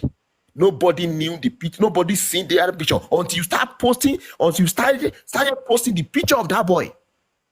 You want to expose someone from gbogbo nǹkan tó ṣẹlẹ̀. Because tó bá gbé ọmọ ẹ tí o bá rí tàn bá rí picture ẹ gbogbo shenanigan tí o ń ṣe lórí social media, posting this, posting that. We will come to that. Let us do the DNA, and then that child, let the DNA confirm pé okay Mohbad ló lọ́mọ, ìgbẹ́ ló àṣẹ máa mọ̀ pé èèyàn kan wà tán pè ní Alọ́ba. Tí rí Alọ́ba o, let that child belong to Alọ́ba. because you are the first person that bullied that bullied that child. You are the one that exposed that child to the world. You are the first person that posted the picture. Oh, but picture lower, you won't post it. You exposed that child. You want to do more to cover. You want to more to cover. Tí o fi fẹ́ kí aráyé mọ nǹkan tó ṣẹlẹ̀. Ó ń parọ́. Let me tell you something. Prime Boy and Mohbad. How did Prime Boy even come to your house in the first place? Mohbad fúnra rẹ̀ ló pe Prime Boy pé òun fẹ́ wá ṣe show ní Ìkòròdú náà. Pé kí Prime Boy máa bọ̀. Tó bá jẹ́ pé ìjà ti wà láàrin Prime Boy àti ọkọ ẹ̀ tẹ́lẹ̀tẹ́lẹ̀, ṣé Mohbad á pe Prime Boy? The story is that èmi ò wá sọ́dọ̀ ẹ o because a fẹ́ lọ àbúrò mi Prime Boy sọ pé àbúrò òun fẹ́ ṣe ó ní birthday lọ́jọ́ yẹn. Ọkọ ẹ̀ dẹ̀ sọ pé má worry after òun fẹ́ ṣe show ní Ìkòròdú. After show yẹn wọ́n á lọ ṣe show yẹn sí kínní, wọ́n á lọ ṣe show yẹn fún wọ́n á lọ ṣe birthday fún àbúrò Prime Boy. Prime Boy dẹ̀ wá sí ọ̀dọ̀ ẹ̀. That is to say kò sí ìjà láàrin wọn. Ìjà Mohbad àti ìwọ Cynthia ni Prime Boy ń dá sí pé gbogbo eléyìí kò sí nǹkan kan ẹ ti ń jà láti ilé. Ìjà yẹn ló mú ẹ tó sáwọ nínú mọ́tò. On to your own this thing. If they can blame nurse for negligence, if they can blame Prime Boy spending, you are in fact you can't blame her because number one as the wife. Ìgbà tí nurse dé according to you sí ń bẹ̀. Nínú post tó tún gbé jáde recently ìwọ ló tún sọ pé you are not there when that fight happen, whereas Àdúrà dẹ̀ sọ pé ìwọ ló ń sọ̀rọ̀ when they ask Àdúrà who told you Prime Boy and Mohbad is fighting, Cynthia ìwọ ló tún wá sọ sí pé sí ń bẹ̀. So sí ń bẹ̀ ó dẹ̀ sọ fún Àdúrà pé nǹkan tó ṣẹlẹ̀ lójú ẹ̀ lílì. Continue granting that interview. We want it. We love it. Actually, my expose any. We are gathering everything we are going to use to nail you. Sorry, lawyer, ètò ní Kabiru Akinkini. You know, in fact, lawyers are noble people. Me, you know, anyway. If a lawyer could come on air and be saying pé àwọn ní evidence pé bàbá òun ṣe meeting pẹ̀lú kíní, we want that evidence anyway. We challenge you to bring that evidence out. Pé okay bàbá ó ti ṣe meeting pẹ̀lú kíní, a lawyer can be coming on national TV and be lying. Kabiru Akingbolu, bring that evidence out where Baba and Naira Marley is having meetings. Kò fẹ́ fi lọ́ọ̀yà yẹn ṣoríire ni. You lack integrity as a lawyer for you to come on national television and be lying to the whole world that you have evidence. You, Wumi, you said you recorded your husband, you recorded your father-in-law. Actually, you have your recorded Irolabi of Africa. Tí o bá record bàbá ọkọ ẹ, ìwọ tá mọ̀ wá ti gbé jáde, but I challenge you because you say you have the record. Bring it out. You will not escape it. You will not escape it. Ìwọ ló ń sọ nínú interview pé family yín lárùn pé ó ní àrùn. Family yín máa tà yín, máa rà yín. Máa tà yín, máa rà yín. Àrùn tó wà lára bàbá ẹ̀ ló rò pé ara gbogbo èèyàn ló wà. Tẹ́ bá rí kú bàbá ẹ̀. Máa rà yín, máa tà yín. Bí aboyún ni. Bàbá ẹ̀ ọlọ́kùnrin. Bàbá ẹ̀ tí ò ṣe bọ́ síta. Ìwọ sọ pé mi wówó. Bàbá ẹ̀ ọlọ́kùnrin. Bàbá ẹ̀ ọlọ́kùnrin. In fact, we are gathering our evidences. Thank you for the lawyer Kabiru. There's a people my grant interview so that at least we have more evidences in the court. Continue. On the issue of DNA, ìwọ fúnra ara ẹ tó bá jẹ́ pé ọmọlúàbí ni ẹ, if you are a good wife, ìwọ fúnra ara ẹ ló gbé èrò ara ẹ lọ sí kìíní nígbà tó ń béèrè lọ́wọ́ ẹ ní court. wọ́n ní kí ni ìdí tí ìwà àti ọkọ ẹ̀ ìwà àti bàbá ẹ̀ lọ ẹ̀ tí ẹ̀ fi rẹ́ o ní láti gbà tán ti bí Liam ni fádà ẹ̀ lọ ẹ̀ ni ìwà àti ẹ̀ ti ṣe kínní whereas ọkọ ẹ̀ fún ara ẹ̀ Ìkòròdú ló bímọ sí náà ṣe bí ilé Ẹ̀làgbò ló bímọ sí. For your own information ìwọ àti ìyá ẹni tó fẹ́ kúlé ẹ lórí ìsìn ìyá Mohbad on the day ọjọ́ tó fẹ́ bímọ 2 days ọjọ́ tó fẹ́ bímọ ẹ ṣì ń jà tí bàbá ṣe parí ìjà fún ìwọ àti ìyá Mohbad. Bàbá sá wá sí Lẹ́kí ó fi pé òkè Lẹ́kí ló wà nígbà tó ń sọ lójú ní wà wọ́n dẹ̀ wá parí ìjà láàrin ìwọ àti ìyá Mohbad ọjọ́ kejì ló bímọ náà. Now your husband Mohbad ó dẹ̀ ké bàbá ẹ̀ ọmọ ìyàwó yín ti bímọ o ẹ máa bọ̀ kí wàá gba placenta. Bàbá ò béèrè placenta lọ́wọ́ yín náà Mohbad fúnra ẹ̀ ló pe bàbá ẹ̀ náà.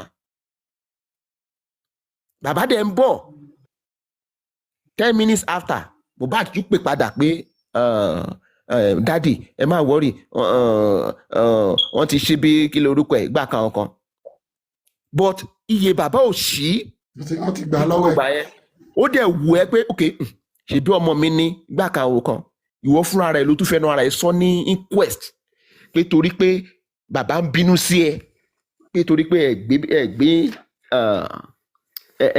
gbé placenta fún bàbá.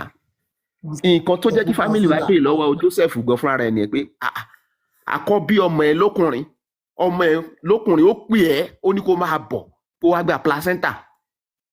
Kí ló ṣẹlẹ̀ báyìí ló ṣẹlẹ̀ nǹkan tó bring issue DNA nìyẹn. Nígbà tá a dẹ̀ sọ pé ok ìwọ wá ṣe DNA ó mọ èsì tó fi fún wa náà ó ní kí bàbá kọ́kọ́ lọ ṣe DNA pẹ̀lú Liam pẹ̀lú Mohbad ó ní ká tún lọ sí court ká lọ gba kínní nǹkan tó ẹ̀ ń díwá sí court nìyẹn ó ṣe sọ fún àwọn media house yẹn pé ìwọ ló sọ fún bàbá pé kó lọ gba court order. Why can't you narrate that story to your interviewer pé ok o ìwọ fúnra ara ẹ nígbà tó béèrè ó sọ fún bàbá ọkọ ẹ pé ok kó kọ́kọ́ lọ ṣe DNA pẹ̀lú Mohbad náà kan certify pé ok òun ló bí kínní kí wọ́n dẹ̀ sọ pé ok the second one ni pé ok o kán lọ gba court order náà la gbà títí tó yẹ pé o ti ṣe ìgbà tó ti béèrè lọ́wọ́ ẹ̀ pé ok ẹ jẹ́ ká ṣe DNA kó o ti ra jọ̀wọ́ gbogbo any issue on DNA níbàárà wa ń bẹ so ìwọ ló fa gbogbo yẹn so you have to it's your cross you have to it is your cross you have to carry it. You ask for a DNA we ask for a DNA you said we should go to court and then we are gone to that court. Tó bá dẹ̀ lọ ka tí lọ́ọ̀yà ẹ̀ tó bá ka CTC dáadáa wọ́n ní wọ́n máa ṣe DNA ní two places in Nigeria.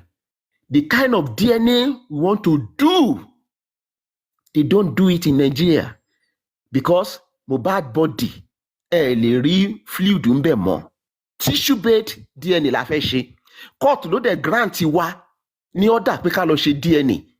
We have to go back to that court again to tell the court pé the kind of DNA that I say is a tissue-based DNA. So let the court come for an order again. Okay, tissue-based la fẹ́ ṣe not the one they granted. And then that tissue-based DNA kì í ṣe ní Nàìjíríà abroad náà ti máa ṣe. Mo gbọ́ pé ìwọ náà fẹ́ ṣe. Sọ pé kó má ṣe. Tá bá ti mú sample titi wa, ìwọ náà mú titi ẹ lọ ṣe titi ẹ. Àwa ṣe titi wa. So sọ pé kó má ṣe. You understand? So nobody is running from anywhere. Stop the arguing pé bàbá ń sá káàkiri. No, you are the one that asked for a court order. Court ló fún wa ní kinní pé ká lọ ṣe. Nǹkan tí court dẹ̀ ṣe nǹkan tó pé ká ṣe ó ti change. So we have to go back to that court again. So stop the victim. Stop playing the victim here. It will not pay you. And then stop the narrative pé okay bàbá fẹ́ jogún Liam tí wọ́n bá ṣe DNA yẹn tó bá ti confirm pé Mohbad ló lọ́mọ 100% gbogbo nǹkan tí ní Mohbad ní Liam ló ní a kì í fight fógún ní kínní.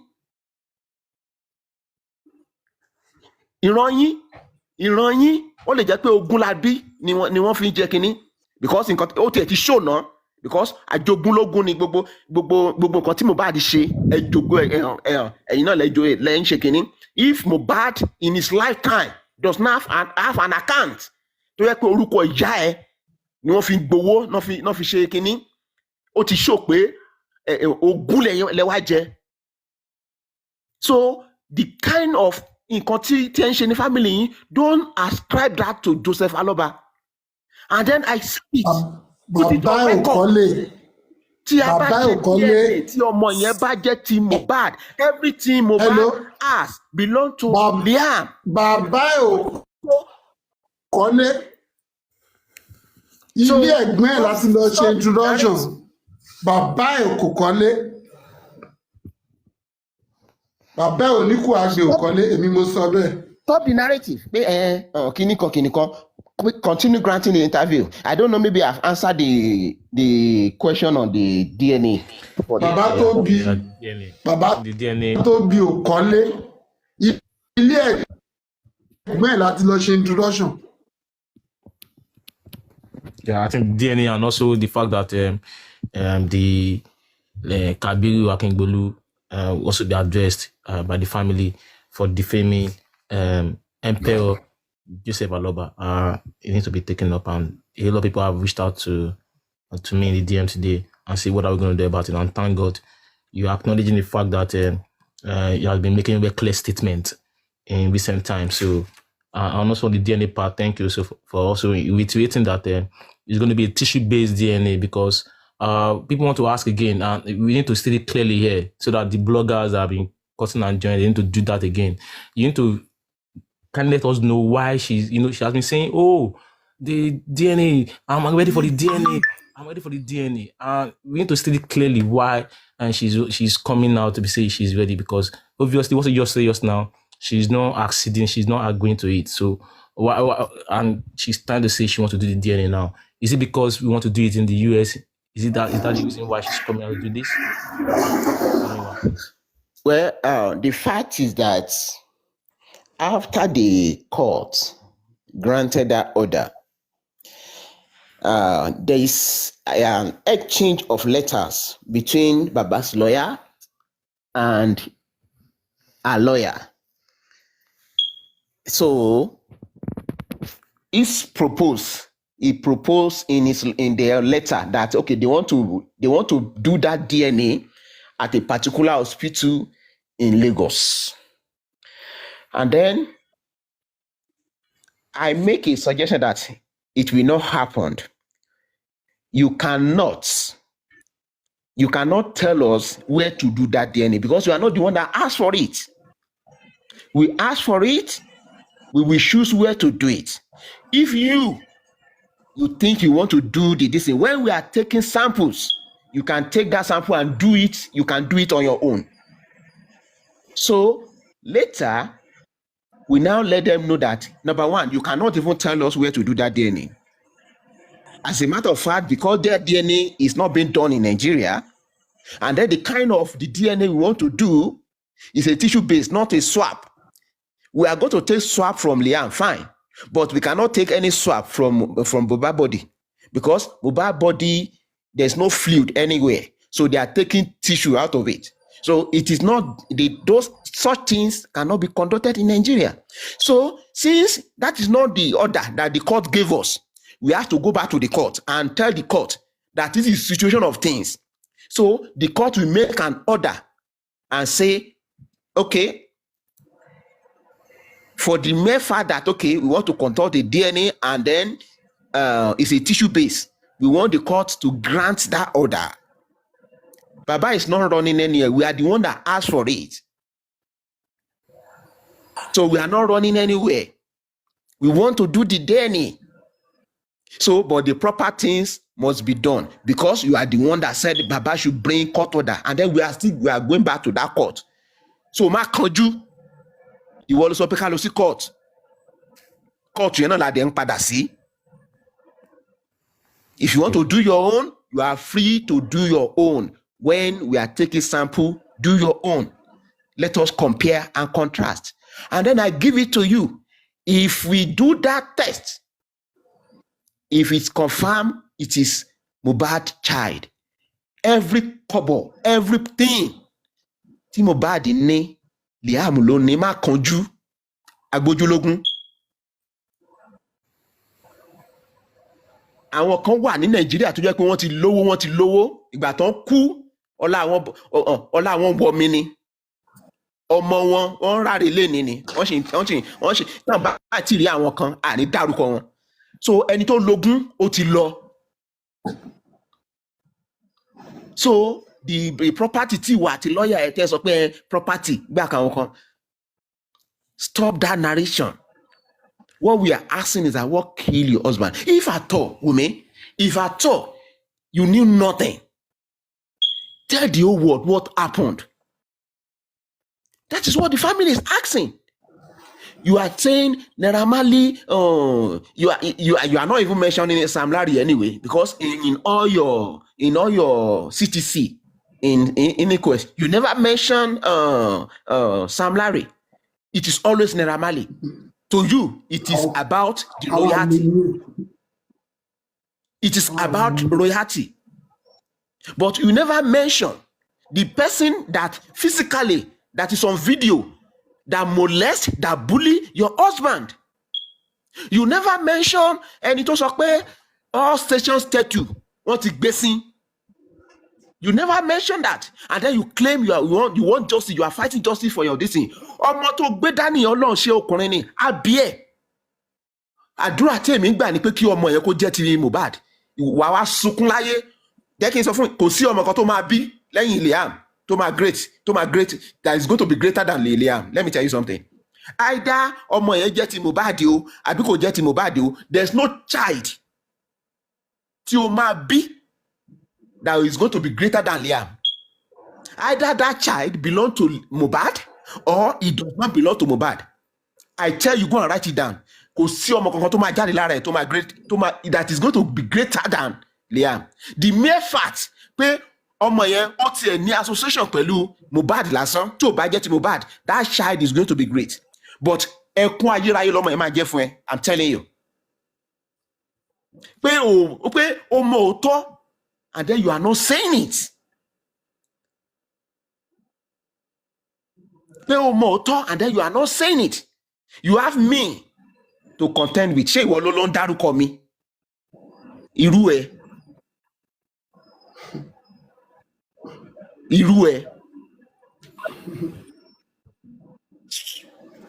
Thank you so much for claiming that DNA part, and also, which is clear now. You people that have been saying Baba you need to go and do the DNA. She's ready. We are 100% ready. Modalities. She requested for it. Let the court give us what we want. We will not go against what the court said. We have an authority. She has been saying that she has been talking to Baba Mohbad. She has been calling Baba Mohbad when the whole DNA thing started. We need to go back to memory lane and give me just 1 minute for that. She reached out to Yabo Ojo. Yabo Ojo was the one that came out and said she told her that Baba should go and do the DNA of Mohbad. She also told her that they should get court order. And Baba reached out to the lawyer. That's where the DNA saga started. So the lies she has been spreading on the media will never go unchallenged. Never. She did not reach out to the father. She reached out to her spokesperson on Instagram, Yabo Ojo, and she was the one. We have it on video. She said Baba should go and get court order, and the modalities of this DNA will be done by the person that requested for it. Baba Mohbad requested for it, the family requested for it, and they are the one that are going to do it. So that's in case she's ready for it. She's just playing to sympathy. She's just trying to gain public sympathy. Thank you so much. Vengeance, quickly. Ṣẹ́rí gbogbo àwọn tí wọ́n wà lórí comment tí wọ́n ń sọ̀rọ̀ ẹ má block wọn. Ẹ má block wọn. Ẹ jẹ́ kán continue láti máa ṣe gbogbo shenanigans tí wọ́n ṣe. Àyàfi tí Wùmí, Cynthia, tí ò bá wà culpable, mi ò ní jìyà ẹ̀ṣẹ̀. Bí ọba ayé, bí ò dájọ́ Mohbad, ọba àrùn á dá. Ìfàyàlùyà Mohbad á fìyà jẹ tó bá jẹ́ pé kò jẹ̀bi. Tó bá yẹ kó jẹ̀bi, ìfàyàlùyà ẹ̀ á jẹ́ because òun fúnra rẹ̀ sọ ó ní òun ṣiṣẹ́ rí ní ọjọ́ ayé òun but ọmọ yẹn ó fi gbogbo nǹkan ó fi tẹ́ ẹ lọ́rùn. What else do you want? At age 24, you were not working. You've never worked in your life. He gave you everything. Your family is using his name. Your mom or maybe your aunt. You open an account on his on oh God. If I allow your money, until you tell the whole world why you are what you are hiding. Kí ló fà á nígbà tó sọ pé kán gbé ọmọ yẹn lọ sí morgue, and then your lawyer was there on the social media, on the TV, saying torí pé wọ́n ti wọ́n lọ bury kínní, as if pé lawyer yẹn kò kàwé, as if pé ìwọ gan fúnra rẹ ò lọ léèwé. Wípé in the era where we are, òkú tó ti kú for the past 20 years, ordinary bone,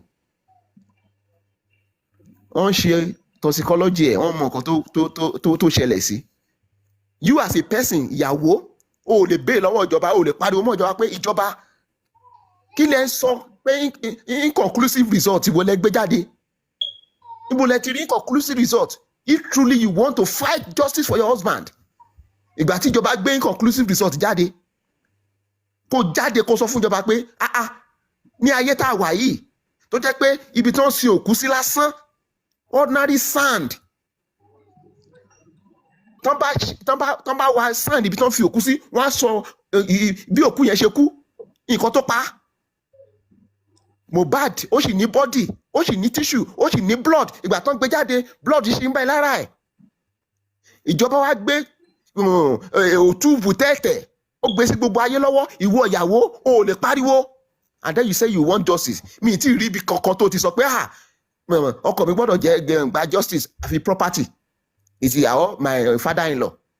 Your father-in-law is asking for what killed his son. Please, can I make a 10-minute submission? I'm going somewhere, please. Yeah. Just 10 minutes, please. Thank you very much. God bless you, Emperor Joseph Aloba. Sorry, I needed to interject you. I've just got 10 minutes, and I will be going off. Emperor Joseph Aloba, thank God for your life. God bless you, sir. Ẹni èèyàn ẹ tún ní èrò. Ṣẹ̀gbọ́n ní ọ̀tọ̀ lèèyàn, ọ̀tọ̀ lèrò. But ní sáìdì tiyín, àwọn méjì lẹ ní. Ẹ ní àwọn ẹni bí ẹni, ẹ tún ní àwọn èèyàn bí èèyàn, ẹ tún ní àwọn èrò bí èrò. Ọlọ́run á dẹ̀ máa wà pẹ̀lú yín. And we have stated it today. Ẹnikẹ́ni tó bá jálé agbọ́n, agbọ́n máa ta. Ẹnikẹ́ni tó bá ń fi ọ̀rọ̀ yín ta yín, tó ń sọ̀rọ̀ kùngbàkùngbé sí yín, bàbá Mohbad, wọ́n wá ṣoṣo ni o, wọ́n dẹ̀ máa rí ṣoṣo. Ẹ̀bẹ̀ Joseph Aloba, mo ní kí n sọ fún yín ní pé ìjà wà ńlẹ̀ o, ìjà ò tí ì tán. Mo mọ̀ pé ẹ sọ pé kí gbogbo àwọn èèyàn kó wà united, kó wà united, kó wà united. Mo fẹ́ kẹ́ máa dira bí ológun ni. Mo fẹ́ kẹ́ máa dira bí ẹ̀ṣọ́. Kẹ́ máa yẹ kí àwọn ẹni bí. Family ẹ̀ àpọ̀ gan-an. I'm one of your graduator and your general. Big one, thank you very much. Ó yẹ kí n sọ̀rọ̀ kó tó di pé ẹ round it up pẹ̀lú gbogbo nǹkan tẹ́ ti fún wa yìí. But there is one major area that we are already vindicated to have changed our immediate past lawyer. We thank God for this. And we thank God for the stoppage of or the hold of inquest. Because ó jẹ́ ká rí ojú a lot of other things. Ó jẹ́ ká mọ ẹni tó jẹ́ ọ̀rẹ́ wa díẹ̀, ẹni tí ò jẹ́ ọ̀rẹ́ wa pàápàá, ẹni tó jẹ́ ọ̀rẹ́ wa. A dúpẹ́ lọ́wọ́ Ọlọ́run. Àwọn èèyàn mention ẹ̀ 2 or 3 days ago, Irọ́lábí Wùmí Cynthia Adébánjọ, ó tweet to our immediate past lawyer Odùmọ̀ṣù.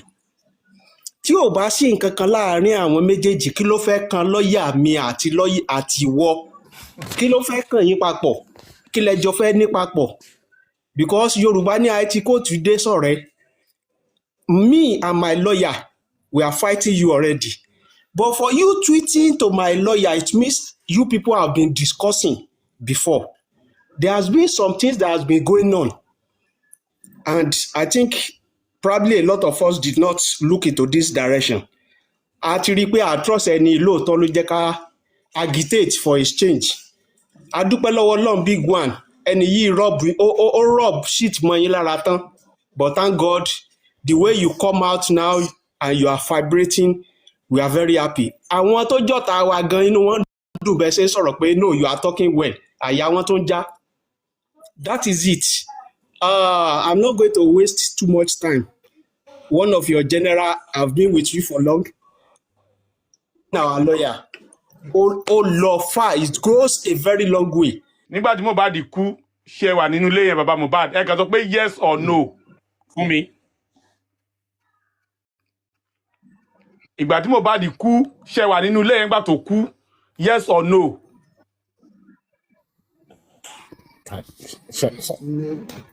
Yes, Okay, thank you bàbá Mohbad. Thank you bàbá Mohbad. Emperor Joseph Aloba ó ti tán. Ìjọba mo fẹ́ gbọ́ nìyẹn. Mo fẹ́ kẹ́ mọ̀ no problem bàbá, mo ti gbọ́. Mo ń sọ báyìí létí gbogbo àwọn 1,700 people tó ń wò wá àti millions tó ń wò wá lẹ́yìn odi. Yomi Fabiyi, Yomi ọmọ Fabiyi, màá pè lẹ́ẹ̀kan sí. Yomi ọmọ Fabiyi, ó ń sọ lọ́sàn-án òní, ó ń sọ pé ẹ wà nínú ilé yẹn nígbà tí bàbá Mohbad kú. Yomi ọmọ Fabiyi, ó ń sọ nínú ọ̀sán yìí fún àwọn èèyàn ẹ̀ pé ẹ wà nínú ilé nígbà tí Mohbad kú. I want this issue to be taken up with him to provide 10 seconds video evidence tó sọ fún pé ẹ wà níbẹ̀ nígbà tí Mohbad kú. Ẹnikẹ́ni tó bá mọ Yomi Fabiyi rí kó lọ sọ fún. Ó ti máa ń parọ́ mọ́ yín tipẹ́tipẹ́ bàbá Mohbad. Òun náà ló sọ pé òun steady nọ́mbà CCTV sí yín. Tẹ́ bá rántí mo béèrè lọ́wọ́ yín ẹni kò sẹ́dẹ̀ nọ́mbà sí yín. Lónìí Yomi Fabiyi tún ti sọ nǹkan míì. Ó tún ti parọ́ mọ́ ìṣẹ̀dá yín bàbá Mohbad. Ó lè wà nínú ilé nígbà tí Mohbad kú. Ẹ jọ̀ọ́ mo fọlọ́run bẹ̀ yín bàbá Mohbad. Mi ò fẹ́ kí ẹ ní ẹni ohunkóhun bá Yomi Fabiyi ṣe. Yomi Fabiyi, wọ́n láì ní ẹgbàgà. Ó parọ́ ńlá yìí mọ́ bàbá Mohbad. Ọ̀gá ọlọ́pàá ló sẹ́ni sí mi. Ẹ jọ̀ọ́ mo fẹ́ kẹ́ jìnà sí Yomi Fabiyi bí ìgbà tí ilẹ̀ bá ń jìnà sí sánmọ̀. Bàbá Mohbad, ẹ jìnà sí Yomi Fabiyi bí ìgbà tí bẹ́ẹ̀ ṣe jìnà sí Wùmí Cynthia Adébánjọ tó pa ọmọ yín. Ẹ jìnà sí Yomi Fabiyi bẹ́ẹ̀ ṣe jìnà sí àwọn àpáàdì. Ẹ má bá Yomi Fabiyi ṣe ohunkóhun.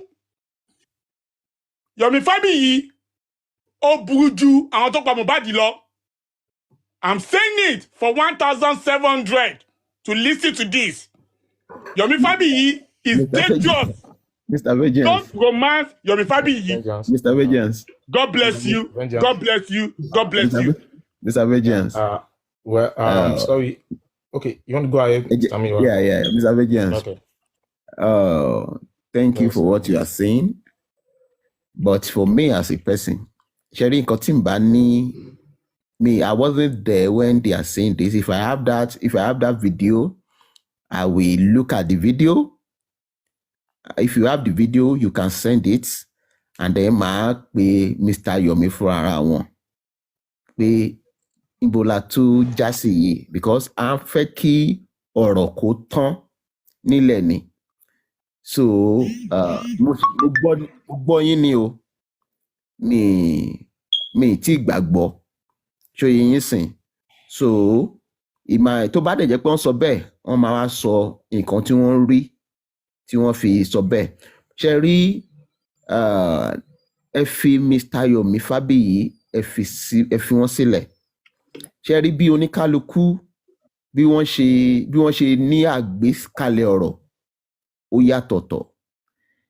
Ìgbà wọn ṣe believe pé àwọn fẹ́ justice ni àwọn ṣe ń gbé lọ yẹn, but àwa ṣe rí inú mi dùn inú mi dùn nígbà tí Mr. Yomi tí wọ́n lọ sí ọ̀dọ̀ QH radio wọ́n béèrè lọ́wọ́ wọn ní ṣé wọ́n lè ṣiṣẹ́ pẹ̀lú bàbá. Tó bá jẹ́ pé Yomi fúnra ra ẹ̀ ó sọ pé òun fẹ́ ṣiṣẹ́ pẹ̀lú bàbá, ó sọ lógo gbogbo ayé pé òun máa ṣiṣẹ́ pẹ̀lú bàbá, but àwọn ti sọ pé kò sí nǹkan tó jọ bẹ́ẹ̀, because tó bá yẹ pé wọ́n sọ bẹ́ẹ̀ lọ́jọ́ yẹn ni mo jẹ́rìí Quadri á ké bàbá á pè mí á pè Yomi, but torí pé Yomi sọ pé Yomi yàtọ̀ NGO òun ó yàtọ̀, so ṣe rí nǹkan tí Yomi gbé dání please I'm begging us. Wọ́n ti lọ sọ́dọ̀ CP, ẹ jẹ́ ká rí èsì láti ọ̀dọ̀ CP yẹn, ẹ jọ̀ọ́ nítorí Ọlọ́run mi ìfẹ́ kí ṣẹ́rí ẹ̀bẹ̀ mú bẹ̀yìn. Wọ́n ti lọ sí ọ̀dọ̀ CP, let us see the outcome either good or bad, but I pray it's going to be good, because for me ká rí justice òun ní ti tèmi ṣe yín sìn. So ṣẹ́rí Yomi ẹ fi sílẹ̀. Whatever ni pé di Mr. Yomi lọ́wọ́ mú ẹjọ́ èmi vengeance mi di Mr. Yomi lọ́wọ́ mú, but kò lè parọ́ mọ́ bàbá lọ́ba kí n máa wò ó. Bẹ́ẹ̀ ni ẹjọ́ ẹ bá mi sẹ́ndì ṣẹ́rí fídíò nǹkan tó sọ yẹn, fídíò tó sọ yẹn ẹjọ́ ẹ bá kọ́ńfì mi lọ́wọ́ mo dẹ̀ gbọ́ pé àwọn kan náà tó sọ pé wọ́n ní lọ́wọ́ comment section. So ẹ jẹ́ kí n rí for me personally Yomi ò kì í ṣe ọ̀tá mi. I will ask him because sensation, sometimes he has this sensationalism tó jẹ́ pé when he's on social media there are things that tí wọ́n máa ń sọ tó jẹ́ pé kò bá èmi as a person lára, but ẹ má jẹ́ ká ṣẹ́rí ọ̀rọ̀ Yomi ẹ jẹ́ ká gbé síbi ẹ̀gbẹ́ kan, please I'm begging us. Wọ́n ti ń ṣe iṣẹ́ tán ṣe lọ, ẹ má jẹ́ kán sọ pé àwa ní àjẹ́ kí iṣẹ́ yẹn kó come to light. Mr. Muiwa, you are getting me wrong. Èmi mi ní interest mi nǹkan tó wà lẹ́yìn àárín ẹ̀yìn àti Mr. Yomi. That is not my priority, and I've always been saying it. Tẹ́ bá ti gbọ́ nǹkan tí mo máa ń sọ. My sole interest is to protect the interest of Babaloba, Emperor Joseph Aloba. What I'm saying is that actions of Mr. Yomi is dangerous to the well-being of Babaloba. That's what I'm saying. And I want him to move away from him. I don't care what he's doing. We cannot allow him to hurt Babaloba. And that's why I'm saying that Emperor Joseph Aloba, move away from Yomi in your own interest, sir. Your safety is our priority.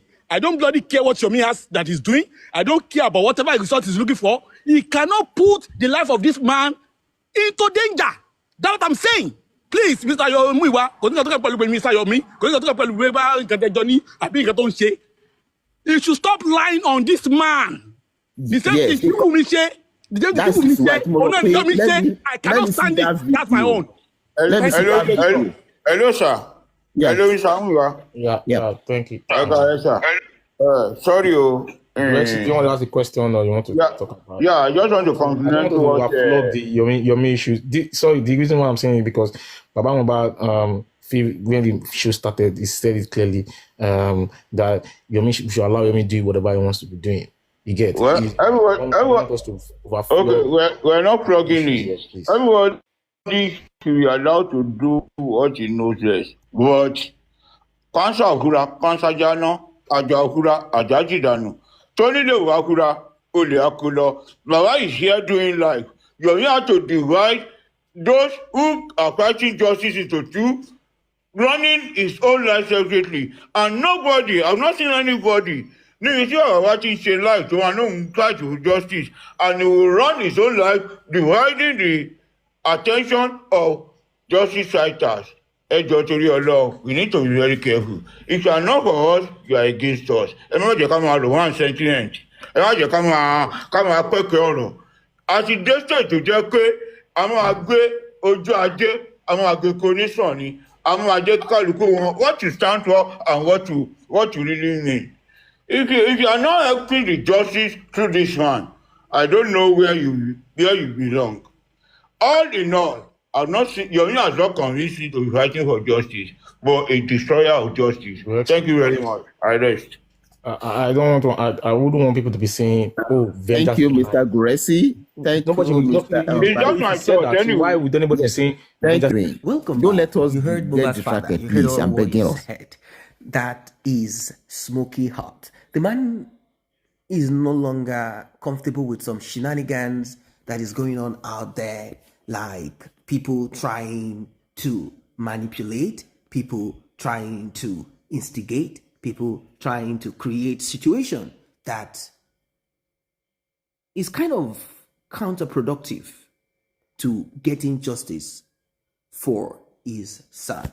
People are not happy, and I'm sure he's not also happy.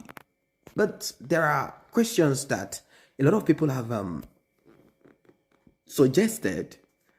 Let me put it that way. Rather than questions, people have suggested, they said, look, mister, enough of this talk. We want action. Cynthia put it out on social media saying, without fear, I am ready for DNA in 2 days. You guys should get yourself ready. You get yourself set. And from what we heard, they have come to the end of the journey because they have come to realize that there is no way out. She said, if I get the DNA done without Mohbad's father involvement, the man will say that, you know what? As it is, that child is not mine.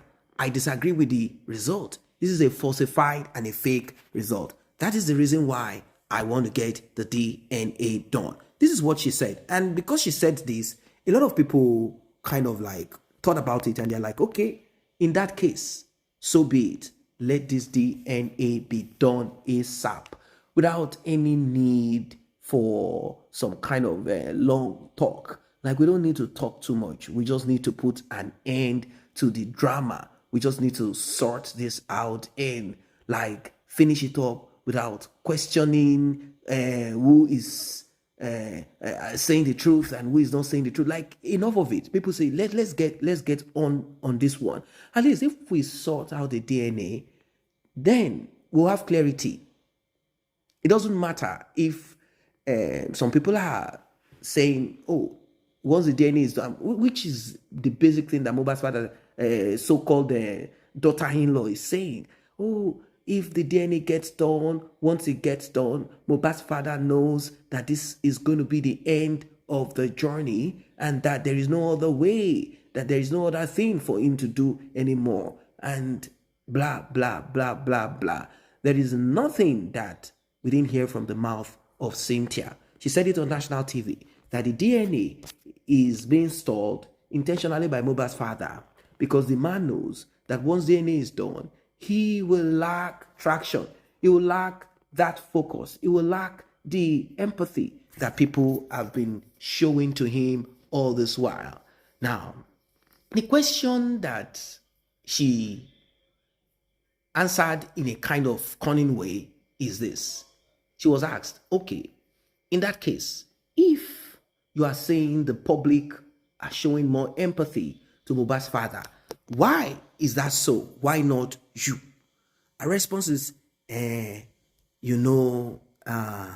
have not been vocal. So that is the reason why this is happening. Have not been that vocal. So now that I'm kind of loud, I believe strongly that my loudness and my voice will aid me, it will help me into getting the justice that I deserve because I'm being bullied. I have not been loud. I've not been, Cynthia has not been on national television or on a podcast, but her presence have been felt in all ramifications on social media. Her mom came out to talk on behalf of Cynthia, on behalf of her. And not just that alone, she also had some people who were, they operated, they operated, they really operated, and they did their thing on behalf of her. They are the ones that cursed Mohbad. They say to hell with Mohbad. They say Mohbad will not die better. They say to hell with him. They say may he rot in the grave. May he rot. There's nothing they didn't say. They even said that Mohbad's father should go and roast Mohbad and eat Mohbad up. There's nothing that didn't come out of the mouth of these wicked people.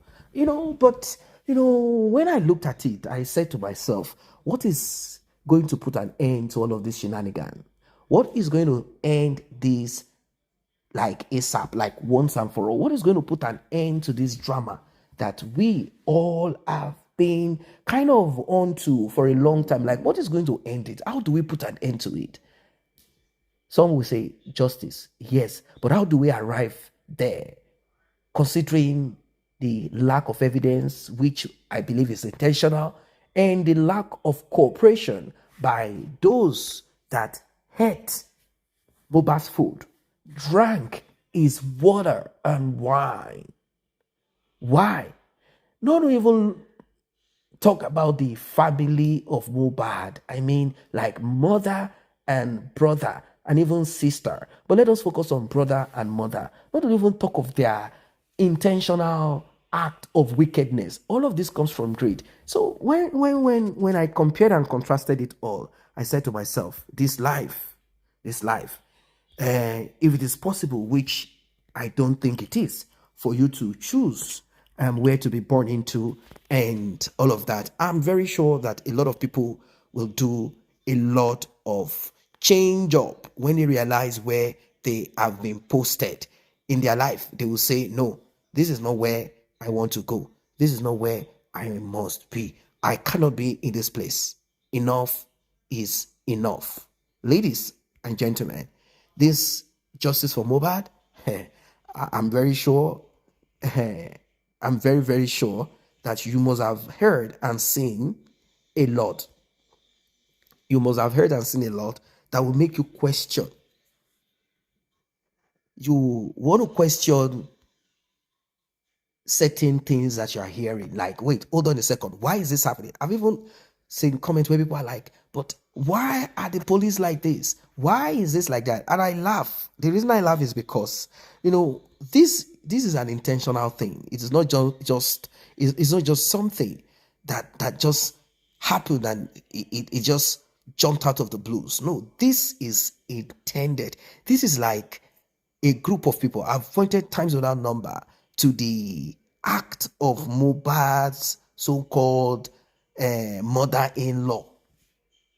The reason I'm using this mother-in-law, daddy-in-law, father-in-law, sister-in-law is because Cynthia said it on national television that she's a legal wife. That part of being a legit wife, and we can as well say thank God that Mohbad did not marry this girl in court.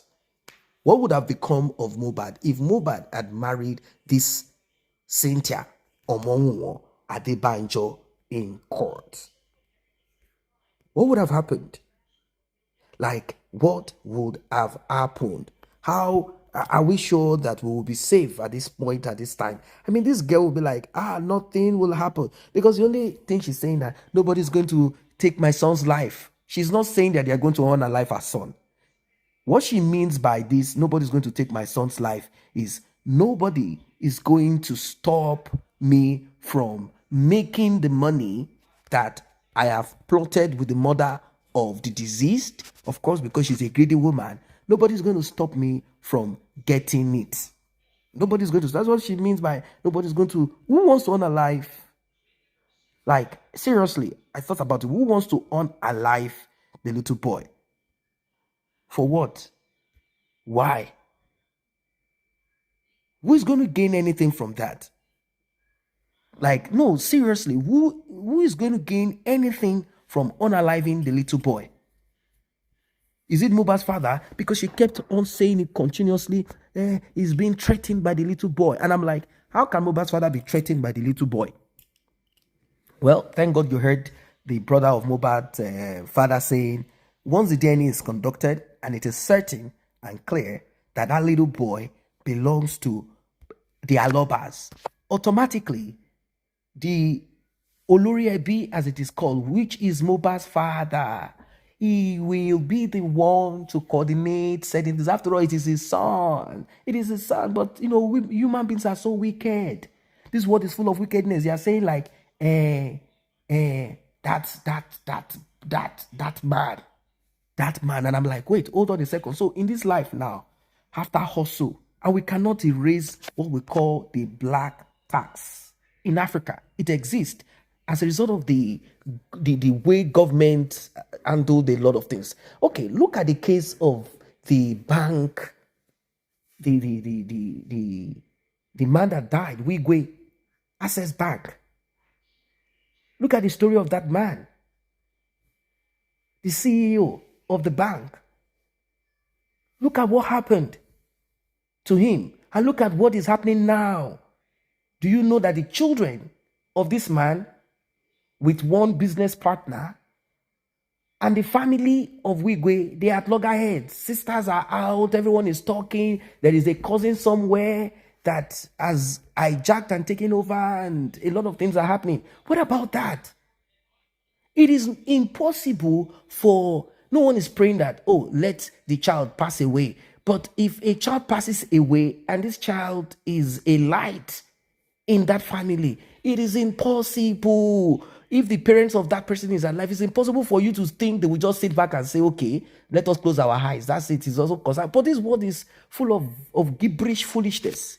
Anyway, they said that Mohbad bought everything on his son's name. What a pity. Oh, Mohbad bought a land for being, bought a land for his father, and bought a land for his son. They said, where is this land that Mohbad bought for the father? Well, the man said, that's where I buried him. Can you see? So, Cynthia, which land did they buy for you? Which land did they buy for you, Cynthia? Cynthia, which land did they buy for you? Because there is one land that they say they bought in one rural area. That place that they bought the land is good for farming only. That's why you people are killing yourself in that Ikorodu. Huh? So which is the other one? I'm suspecting, did Mohbad buy a land in Lekki? And it's not as if Mohbad is so rich. He's just trying to package himself. The only thing is that now he's richer. How many people were listening or streaming Mohbad's music back then? How is he going to make money? Is he doing something else? Is he doing something else? What a pity. I don't know what your thoughts are as regards this matter. It is getting serious. Drop your comment. See you in the next update.